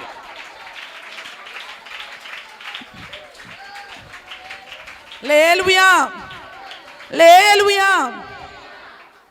சில நேரங்களில் நாம பாரத்தையும் உதறி தள்ளிடணும். பிள்ளைகளை குறித்த பாரம், கணவரை குறித்த பாரம், கடன் பாரம், எல்லா பாரத்தை தூக்கி மூட்டை மாதிரி சுமந்துட்டே நடக்கிறது. தூக்கி கொடுத்துடணும். ஏசப்பட்ட காலையில் சொன்னது மாதிரி, அவர் உங்களை விசாரிக்கிறவர் ஆனபடியால் உங்கள் கவலைகள் எல்லாம் அவர் மேல் வச்சிடணும். அல்லேலூயா. நாமமே தூக்கி சுமந்துட்டு இருக்க கூடாது. பாரத்தை உதறிடணும். ரொம்ப ஞானமா இருக்கணும். என் வாழ்க்கையில் நடந்த ஒரு சாட்சியை சொல்றேன். எனக்கு நிறைய அறுவை சிகிச்சை எனக்கு நடந்தது சரியா அந்த குழந்தை அந்த காலகட்டங்களில். அதுக்கப்புறம் சுமார் ஒரு 10 வருடத்துக்கு முன்னாடி திடீர்னு எனக்கு ரொம்ப ஒரு பலவீனம் வந்துட்டு போய் செக் பண்ணினா எனக்கு சொன்னாங்க ஒரு கிட்னி தான் இருக்கு, ஒரு கிட்னியை காணலைன்னு சொன்னாங்க. அப்போ எனக்கு ஒரு ரொம்ப டவுட்டு, காணலைன்னு சொல்றதுக்கு என்ன வெளிநாட்டுக்கு போயிட்டு வந்துடும், எங்கடா போயிட்டு அப்படின்னு எல்லாம் செக் பண்ணி பார்த்தா காணலை. டாக்டர் சொன்னாங்க காணலை, உங்களுக்கு இருந்திருக்கு ஆனால் இப்போ இல்லை இப்படின்னு சொல்லிட்டாங்க. சரி இப்போ எங்கே போயிட்டு யாருக்குன்னு தெரியாது. அதுக்கப்புறம் எப்படின்னு விசாரிச்சு பார்த்தா 2001ஆம் வருடத்தில் எனக்கு ஒரு சர்ஜரி முடிஞ்சிட்டு. அந்த சர்ஜரியில் என்ன பண்ணியிருக்கிறாங்கன்னா அந்த கிட்னி எடுத்திருக்கிறாங்க. ஆனால் எனக்கு தெரியாது. தெரியாமலே பணத்துக்கு ஆசைப்பட்டு குறிப்பிட்ட ஒரு மருத்துவமனையில் குறிப்பிட்ட ஒரு மருத்துவர் வந்து அதை எடுத்துட்டாரு. ஆனால் அந்த நாட்களில் அந்த அறுவை சிகிச்சை முடித்து ரொம்ப தான் கஷ்டப்பட்டேன். ஃபுல்லாக வாமிட் பண்ணிகிட்டே இருப்பேன். என்னால் தாங்க முடியாத வலி. இந்த வலது பக்கத்தில் அந்த குறிப்பிட்ட அந்த கிட்னி இருக்குது. அப்போ நமக்கு கிட்னி வலிக்குது அப்படிலாம் எனக்கு தெரியலை.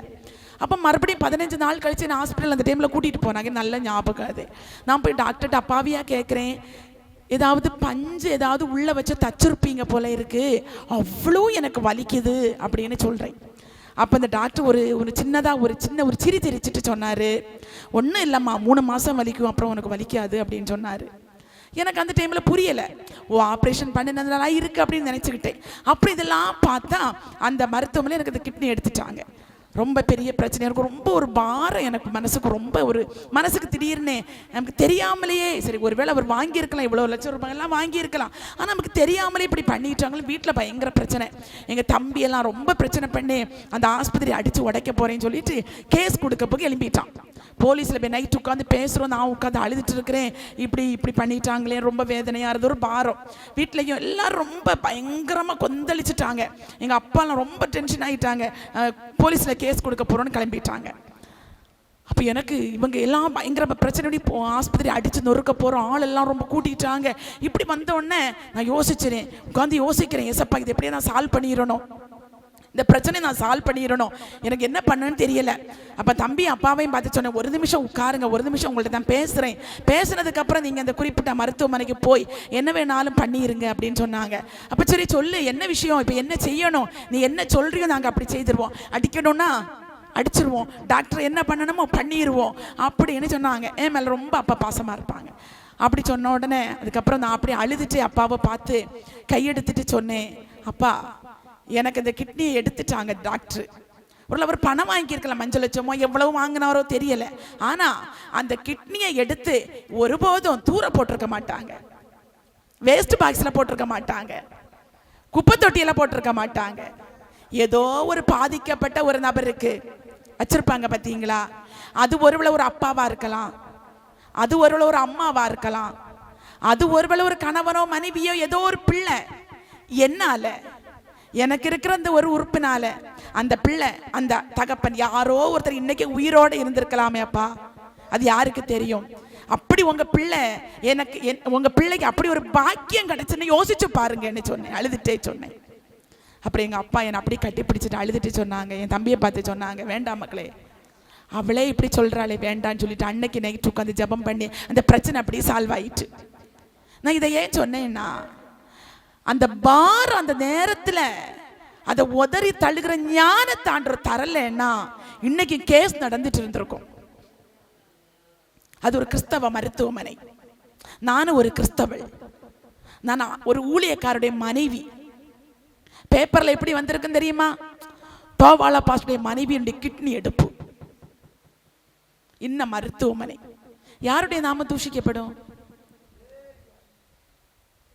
நம்முடைய வாழ்க்கையில எப்பேற்பட்ட பாரமா இருக்கலாம், தாங்க முடியாத சூழ்நிலை வந்தாலும் ஞானத்தோடு உதறி தள்ள பழகி கொள்ள வேண்டும். அல்லேலூயா, அல்லேலூயா. அன்னைக்கு அந்த ஒரே வார்த்தையை ஞானமா கிருபையினால சொன்னதுனால இப்பவும் அந்த பிரச்சனை இல்லை. இன்னைக்கு நான் கிருபையினால் பாதுகாக்கிறாரு. ஒரு கிட்னி தான் இருக்கு, வருஷங்கள் பல தாண்டிட்டு 2001 எடுத்தது, 24 வருஷம் ஆகுது. ஆனா ஆச்சரியமா என்ன நடத்துறாரு. ஒரு தீங்குக்கு என்ன ஒப்பு கொடுக்கல, ஒரு வியாதிக்கு என்ன ஒப்பு கொடுக்கல. எவ்வளவோ இடங்களை ஓடி ஓடி உழைக்க அப்பாவின் ராஜ்யத்துக்காக கட்டுமான அப்பாவினுடைய மகிமைக்காக என்னை கர்த்தர் பயன்படுத்தி கொண்டிருக்கிறார். காரணம், அன்னைக்கு கர்த்தருடைய நாம என்னால தூஷிக்கப்படக்கூடாது ஆண்டவரே என்று அந்த பாரத்தை உதறி தள்ளிட்டேன். இன்னைக்கு சந்தோஷமா இருக்கிறேன், அதை நினைச்சு சந்தோஷப்படுறேன். யாரோ ஒருவர் என்னால வாழ்ந்து கொண்டிருக்கிறாங்க. அல்லேலூயா. அல்ல தேவ பிள்ளைகள், அந்த பாரம் வாழ்க்கையில என்ன சூழ்நிலை வந்தாலும் உதறி தள்ளிட்டு ஜெயமாய் முன்னேறிடணும். அல்லேலூயா, அல்லேலூயா. இரண்டாவதாக, எதை நம்ம நோக்கி ஓடணும்? பெற்றுக்கொள்ளத்தக்கதாக ஓடணும். முதலாவது பார்த்தோம், பாரத்தையும் பாவத்தையும் உதறி தள்ளி கொண்டு ஓடணும். இரண்டாவதாக எப்படி ஓட வேண்டும் என்றால், அதே எபிரேயர் நிருபம் 12ஆம் அதிகாரம் அந்த முதல் வசனத்துடைய பிந்தின பகுதி, பாரத்தையும் பாவத்தையும் தள்ளிவிட்டு விசுவாசத்தை துவக்குகிறவரும் முடிக்கிறவருமாயிருக்கிற இயேசுவை நோக்கி. அல்லேலூயா. இரண்டாவதாக நாம் எப்படி ஓடணும்னா, இயேசுவை நோக்கி ஓடணும். நமக்கு ஒரு லட்சிய பாதை இயேசு மட்டுமே. சத்தமாய் அல்லேலூயா சொல்லலாம். நம்ம யாரை மட்டும் தான் பார்க்கணும்? ஓடுகிற ஓட்டத்துல இயேசுவை மட்டும் நோக்கி பார்க்கணும். ஓடுகிற ஓட்டத்துல மனிதரை நோக்கி பார்த்துட்டோம்னா விழுந்துருவோம். பின்னாடி ஓடிட்டு வருகிறவரையும் பார்க்க கூடாது, முன்னாடி ஓடுகிறவனையும் பார்க்க கூடாது. இயேசுவை மட்டும் நோக்கி பார்க்கணும். முன்னாடி ஓடுறவரை பார்த்தாலும் விழுந்துருவோம், பின்னாடி ஓடிக்கொண்டிருக்கிற பின்னாடி பார்த்தாலும் விழுந்துருவோம். தெய்வத்தை மட்டும் நோக்கி பார்க்க வேண்டும். அல்லேலூயா, அல்லேலூயா. அவரை மட்டும் நோக்கி ஓட பழகிட்டீங்கன்னா விழுந்து பெற மாட்டோம். அவரை மட்டும் நோக்கி பார்த்து, லட்சியத்தின் தெய்வம் அவரை மட்டும் நோக்கி, இயேசுவை நோக்கி. சங்கீதம் 34:5 சொல்லுகிறது, அவர்கள் அவரை நோக்கி பார்த்து பிரகாசம் அடைந்தார்கள், அவர்கள் முகங்கள் வெட்கப்படவில்லை. யார் யாரெல்லாம் ஆண்டவரை நோக்கி பார்க்கிறார்களோ அவர்கள் வெட்கப்பட்டு போறத சரித்திரமே கிடையாது. சத்தமாய் சொல்லலாமே அல்லேலூயா. இதுவரைக்கும் அவரை நோக்கி பார்த்தவ ஓடுறவர்கள் தோற்று போனதும் இல்லை, இனி தோற்று போக போறதும் கிடையாது. அவரை மட்டும் நோக்கி பாருங்க. மனுஷனை நோக்கி பார்த்த ஒருவரும் ஜெயித்ததாகவும் இல்லை. மனுஷனை பார்க்காதீங்க, மனுஷனை பார்க்காதீங்க. உங்களை அழைத்தவர் உண்மை உள்ளவராயிருக்கிறார். உங்களை அக்கறைக்கு போவோம் வாருங்கள் என்று அழைச்சிட்டாருன்னா கடைசி வரைக்கும் நடத்துவார். கடல்ல கொந்தளிப்பு வரலாம், காற்று வீசலாம், பிரச்சனை இருக்கலாம், படகு கொந்தளிக்கலாம், மூழ்கி போகிறது போல வரலாம். அழைச்சது அவரு தானே. அவரை நம்பி தானே படகுல ஏறிட்டீங்க, அவரை நம்பி தானே அக்கறைக்கு போக பிரயாணம் புறப்பட்டுட்டீங்க. நடத்துவார், நடத்துவார். இந்த தேவன் என்றைக்கும் உள்ள சதா காலங்களிலும் நம்முடைய தெய்வம் மரண பரியந்தம் நடத்துவார். அல்லேலூயா.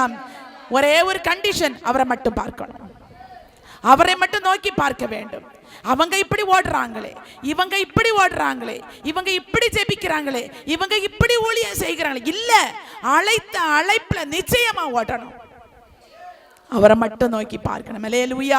அவரை மட்டும் நோக்கி பார்க்க. எபிரேயர் 3ஆம் அதிகாரத்தினுடைய அந்த 1, 2 ஆகிய வசனங்களை வாசித்து பார்க்கிற போது, அந்த எபிரேயர் எழுதின நிருபத்தில் 3ஆம் அதிகாரம் அந்த முதல் வசனத்தை பார்க்கிற போது இப்படி இருக்க, பரம அழைப்புக்கு பங்குள்ளவர்களாகிய பரிசுத்த சகோதரரே, நாம் அறிக்கை பண்ணுகிற அப்போஸ்தலரும் பிரதான ஆசாரியருமாய் இருக்கிற கிறிஸ்து இயேசுவை கவனித்து பாருங்கள். அல்லேலூயா. கிறிஸ்து இயேசுவை கவனித்து பாருங்கள். நமக்குரிய பேர் என்ன தெரியுமா? பரம அழைப்புக்கு பங்குள்ளவர்களாகிய பரிசுத்த சகோதரர்கள். எதுக்கு அழைப்பு தெரியுமா? பரம அழைப்புக்கு. அதுக்கு தான் ஓடிட்டு இருக்கிறோம். ஒரு கல்யாண வீட்டுக்கு, சென்னைக்கு ஒரு கல்யாண வீட்டுக்கு கூப்பிட்டா சென்னைக்கு போற ட்ரெயின்ல ஏறிடுவோம். எங்க போறோம்? சென்னைக்கு கல்யாண வீட்டுக்கு போறோம். இப்ப எங்க போறோம்? பரம அழைப்புக்கு பங்குள்ளவர்களா ஓடிட்டு இருக்கிறோம். அந்த பரம அழைப்புக்கு ஓடுறோம். அழைப்பின் சத்தத்தை கேட்டு ஓடிட்டு இருக்கிறோம். அதை பெற்றுக்கொள்ளத்தக்கதாக ஓடணும்.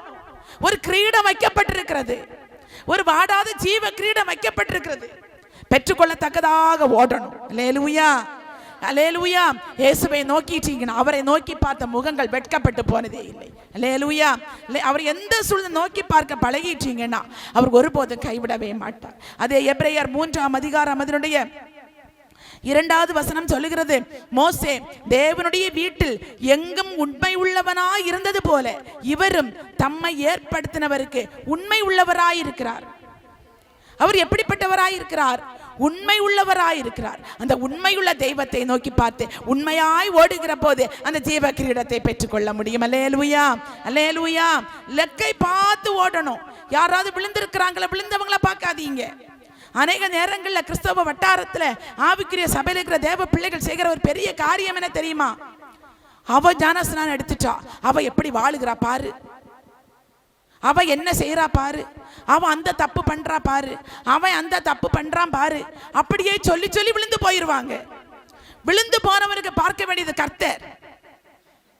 விழுந்து போனவன் கணக்கு பார்க்க வேண்டியது கர்த்தர். நீங்களும் நானும் விழுந்தவனை பார்த்து ஓட அழைக்கப்பட்டவர்கள் அல்ல, தெய்வத்தை நோக்கி பார்த்து ஓட அழைக்கப்பட்டவர்கள். சத்தமாய் கரங்களை உயர்த்தி அல்லேலூயா சொல்லலாமே. 1000 பேர் விழலாம், விழுந்தவர்களை கர்த்தர் எழுப்புவார். 70 தரம் மன்னிக்க கர்த்தர் பார்த்துக் கொள்வார். நீ ஓடு லக்கை நோக்கி, நியமித்த ஓட்டத்துல நீ ஓடு. இயேசுவை நோக்கி ஓடிரு. லட்சிய பாதையில ஓடிடுவோம். வாடாத கிரீடத்தை பெற்றுக்கொள்ள ஓடிடுவோம். அல்லேலூயா, அல்லேலூயா. இன்றைக்கு ஒரு தீர்மானம் தெளிவா எடுக்கணும். ஏதோ வந்தோம் உட்கார்ந்தோம் இருந்தோம் போனோம் தூங்குறோம் அல்ல. ஓடுகிற ஓட்டம் சரியா இருக்கணும். ஓடுகிற ஓட்டத்துல லக்கை நோக்கி ஓடணும். பெற்றுக்கொள்ளத்தக்கதாக ஓடணும். அல்லேலூயா. யோவான் எழுதின சுவிசேஷம் 14ஆம் அதிகாரத்துல 5வது வசனத்துல தோமா கேட்கிறாரு, நீர் போகிற வழியே அறியோமே, நாங்க எப்படி வர முடியும் அப்படின்னு கேட்டோன்னு 6ஆம் வசனத்துல ஏசப்பா சொல்றாரு, நானே வழியும் சத்தியமும் ஜீவனுமாய் இருக்கிறேன். அல்லேலூயா. அவர் நமக்கு வழியை வைத்து போனார், முன்மாதிரியை வைத்து போனார். அடிச்சுவடுகளை பின்தொடர்ந்து செல்லும்படியாக ஒரு முன்மாதிரி நைமக்காய் வைக்கப்பட்டிருக்கிறது. 1 பேதுரு மட்டும் எடுத்துக்கொள்ளுங்க. 1 பேதுரு 2ஆம் அதிகாரத்தை எல்லாரும் திறந்து வாசிங்க பார்க்கல. எல்லாரும் எடுங்க. 1 பேதுரு 2ஆம் அதிகாரம் அதனுடைய 20, 21 ஆகிய வசனங்கள். 1 பேதுரு 2ஆம் அதிகாரம் 20, 21 ஆகிய வசனங்கள். நீங்கள் குற்றம் செய்து அடிக்கப்படும் போது பொறுமையோடே சகித்தால் அதனால் என்ன கீர்த்தி உண்டு? நீங்கள் நன்மை செய்து பாடுபடும் போது பொறுமையோடே சகித்தால் அதுவே தேவனுக்கு முன்பாக பிரீதியாயிருக்கும். இதற்காக நீங்கள் அழைக்கப்பட்டும் இருக்கிறீர்கள். ஏனெனில் கிறிஸ்துவும் உங்களுக்காக பாடுபட்டு நீங்கள் தம்முடைய அடிச்சுவடுகளை தொடர்ந்து வரும்படி உங்களுக்கு மாதிரியை பின்வைத்து போனார். அல்லேலூயா. நன்மை செய்து பாடுபடுகிறீங்கன்னா அவருடைய அடிச்சுவடுகள்ல ஓடிட்டு இருக்கிறீங்கன்னு அர்த்தம். நீங்க குற்றம் செய்து ஒருவர் உங்களை அடிச்சாங்கன்னா அதனால என்ன நன்மை உண்டு? நீங்க தப்பு பண்ணதுனால தண்டனை வாங்குறீங்கன்னா அதனால என்ன நன்மை உண்டு? ஆனால் நீங்கள் குற்றம் செய்யாமல் நன்மை செய்து பாடுபடுகிற போது அது இயேசு கிறிஸ்து வைத்த முன்மாதிரி. அல்லேலூயா. அந்த அடிச்சுவடுகளை பின்தொடர்ந்து நடக்கும்படி நமக்கு முன்மாதிரி அவர் வைத்து போனார். அல்லேலூயா, அல்லேலூயா, அல்லேலூயா. அந்த முன்மாதிரி அவர் வச்சு போயிருக்கிறாரு. எபிரேயர் 11ஆம் அதிகாரத்தினுடைய 25, 26 வசனங்கள்ல மோசே சொல்றாரு, இனி வருகிற பலன் மேல் நோக்கமாயிருந்து அநித்தியமான பாவ சந்தோஷங்களை அனுபவிப்பதை பார்க்கலும் தேவனுடைய ஜனங்களோட துன்பத்தை அனுபவிப்பதையே தெரிந்து கொண்டு இனி வரும் பலன் மேல் நோக்கமாயிருந்து எகிப்துள்ள பொக்கிஷங்களிலும் கிறிஸ்துவின் நிமித்தம் வரும் நிந்தையை அதிக பாக்கியம் என்று எண்ணினார். எத்தனை பேர் அப்படி எண்ண முடியும்? கிறிஸ்துவ நிமித்தம் நிந்திக்கிறாங்களா? ஆராதனைக்கு போறதுனால நிந்திக்கிறாங்களா? ஆராதனைக்கு போகிறதுனால அவமானப்படுத்துறாங்களா? ஆராதனைக்கு போறதுனால கேவலமா பேசுறாங்களா? அந்த அடிச்சுவடுகளை பின்தொடர்ந்து நடக்கிறீங்க. யாரும் திட்டலன்னா கொஞ்சம் தற்பரிசோதனை பண்ணி பார்க்கணும். நீங்க தப்பு பண்ணி சண்டை வாங்குறீங்கன்னா அதனால வந்து பிரயோஜனம் கிடையாது. கிறிஸ்துவுக்காக ஆராதனைக்கு வருகிறதுனால, ஜெபிக்கிறதுனால, ஆண்டவருக்கு பிரியமான வாழ்க்கை வாழுகிறதுனால நீங்க துக்கப்படுத்தப்படுறீங்கன்னா, துன்பப்படுத்தப்படுறீங்கன்னா அந்த அடிச்சுவடுகள்ல போயிட்டே இருக்கிறீங்க. அல்லேலூயா, அல்லேலூயா. அது நன்மையாக ஆண்டவர் முடிய பண்ணுவார். அது ஒரு பெரிய நன்மையாக ஆண்டவர் முடிய பண்ணுவார். எங்களுக்கு ஊழிய துவக்க காலத்தில் எங்களுடைய முதலாவது அந்த பலிபீடம் என்று சொல்லுகிறது எங்களுடைய அந்த வாடகை வீடு, முதல் வீட்டுக்குள்ளே நாங்கள் ஆராதித்தோம். 2வது வீட்டுக்குள்ளே வாடகை வீட்டில் வெளியில் ஒரு சின்ன சிற்றோட்டு மாதிரி இருக்கும், அதில் தான் உட்காந்து ஆராதிப்போம். வீட்டுக்குள்ளே உட்காந்து ஆராதிப்போம். அந்த வீட்டு ஓனர் என்ன பண்ணாருன்னா அந்த வீட்டுக்கு மேலே ஒரு மாடியை கட்டி மாடியில் ஒரு மந்திரவாதியை கொண்டு குடியமர்த்தினார். மந்திரவாதியா பாஸ்டரா என்கிற ஒரு பெரிய போராட்டத்தில் ஓடிட்டு இருந்தோம். மேலே மந்திரவாதி உட்கார்ந்து அவ்வளவு காரியத்தையும் பண்ணுவார். மணி அடிச்சுட்டே இருப்பார். அநேகர் ஏறுவாங்க இறங்குவாங்க போய் வந்துட்டே இருப்பாங்க. ஆனால் நாங்கள் கீழே உட்காந்து ஜெபம் பண்ணிகிட்டே இருப்போம். ஊர் மக்கள் ரொம்ப எங்களை உத்து பார்க்க ஆரம்பிச்சுட்டாங்க. இப்போ ஜெயிக்க போகிறது மந்திரவாதியா பாஸ்டரா? ஊரெல்லாம் இதான் பேச்சு, யார் ஜெயிக்க போகிறாங்க? இப்படிப்பட்ட சூழ்நிலையில் மேலே இருக்கிறாரு ஒரு மந்திரவாதி. அவர் இவ்வளவோ பிரச்சனை பண்ணிட்டு இருக்கிறாரு. அவர் எவ்வளவு பிரச்சனை பண்ணாலும் ஆண்டவருடைய கிருபையினால அந்த அக்காவை பார்த்தாலும் பேசிக்கிடுவேன். அந்த மந்திரவாத அண்ணனை பார்த்தாலும் அண்ணே நல்லா இருக்கிறீங்களா அப்படின்னு கேட்பேன். நல்லா இருக்கிறேன் அம்மான்னு சொல்லிட்டு போய் என்ன பண்ணுவார். எங்களுக்கு தெரியும் அவர் எங்களுக்கு விரோதமாக பண்ணுறாருன்னு. ஆனால் கிறிஸ்துவின் நிமித்தம் எல்லாவற்றையும் தாங்கிக் கொள்ளுகிற கிருபையை தந்தார். அதுக்கப்புறம் இந்த ஊர் மக்கள் கொஞ்ச நாள் தாண்டிட்டு ஒரு பிரச்சனையும் நடக்கலை. அவர் பாட்டுக்கு பண்ணிகிட்டே இருக்கிறாரு, நாங்கள் எங்கள் பாட்டுக்கு பண்ணிகிட்டே இருக்கிறோம். ஆராதனை நடக்கிற நேரத்தில் ஒரு சிட் அவுட் மாதிரி இப்படி இருக்கும். அந்த அவங்க உட்கார்ந்துருந்தது அந்த மேலே மாடி படி ஏறி மாடி வீட்டுக்கு போனோம். இங்கே ஆராதனை நடக்கிற நேரம் தான் அவரும் தேங்காய் உடைச்சு அங்கேருந்து மந்திரங்கள்லாம் சொல்லிட்டு அவர் கோயிலுக்கு போவார். ரெண்டும் ஒரே இடத்துல தான் நடக்கும். அதான் எங்கள் ஊழிய துவக்கம். இந்த சிட் அவுட்டுக்குள்ளே தான் ஒரு சைடு இங்கே பாட்டு பாடி ஜெபம். மொத்தம் இவ்வளோ தான். சிட் அவுட்னா இவ்வளோ இருக்கும், ஒரு சின்ன வீடு. இதில் பாதி இடம் எங்களுக்கு, பாதி இடம் அவங்களுக்கு. அவர் பின்னாடி இறங்கி வருவார், தேங்காய் அடித்து உடைப்பார், சில்லுலாம் தெரிச்சிரும். மக்களெல்லாம் இப்படி பண்ணிடுவாங்க, சில்லு தெரிச்சிடக்கூடாதுன்னு. தேங்காய் அடித்து உடைச்சிட்டு அதுலேருந்து என்னெல்லாமோ சத்தமாக சொல்லுவார். இங்கே சத்தம் போட்டு ஏசுவின் நாமம் என் பாட்டு பாடிட்டு இருக்கோம், இங்கே சத்தம் போட்டு வேற நாமத்தை சொல்லுவார். சொல்லிட்டு அப்படி போவார். இப்படி தான் ஊழிய துவக்கத்தில் ஆரம்பித்தோம். இதுலேயும் ஒரு மாற்றம் வரல. அதனால் ஒரு மந்திரவாதியை வீட்டுக்குள்ளேயே அனுப்பி வச்சாங்க. வீட்டுக்குள்ளேயே அவர் வந்தார். அந்த மந்திரவாதி எப்படி வந்தாருன்னா பிசாசு பிடிச்சவரை போல வந்தார். ஊர் மக்கள் கூட்டிகிட்டு கொண்டு வந்து ஆட்டோவில் கூட்டிகிட்டு வந்தாங்க. கொண்டு வந்து சொன்னாங்க, ஃபாதர் இவருக்கு பியாய் பிடிச்சிருக்கு, கொஞ்சம் ஜெபிச்சு விட்டுருங்கன்னு சொல்லிட்டு இவரை மட்டும் வீட்டுக்குள்ளே விட்டாங்க, அறைக்குள்ளே. நானும் பாஸ்டரும் அந்த சின்ன ஹாலில் உட்காந்து ஜெபம் பண்ணிட்டு இருந்தோம். ஃபேன் இப்படி ஓடிட்டு இருக்கு, பைபிள் திறந்து படிச்சுட்டு இருந்தோம். இவர் வந்த உடனே பைபிள் எல்லாம் தூக்கி ஃபேனில் போட்டார். போட்டோடனே பேப்பர்லாம் அங்கே கிழிஞ்சு பறக்க ஆரம்பிச்சிட்டு. அப்போ நான் உடனே சத்தம் போடுறேன், என்னே நீங்கள் கொண்டு வந்தவர் இப்படி பண்ணுறாருன்னு அப்படின்னு. அவங்க யாரும் கண்டுக்கவே இல்லை. ஆட்டோவில் வெயிட் பண்ணிட்டு என்ன நடக்க போகுதுன்னு பார்த்துட்டு இருக்கிறாங்க. இவர் உள்ளே வந்தவர் பாஸ்டர் நல்லா அடின்னு அடித்தார். ஒரு சின்ன ஹால் தான்.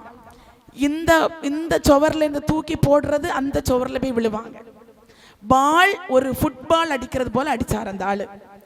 நான் போய் கத்துறேன், கூச்சல் போடுறேன், யாராவது வாங்கலேன், காப்பாத்துங்க.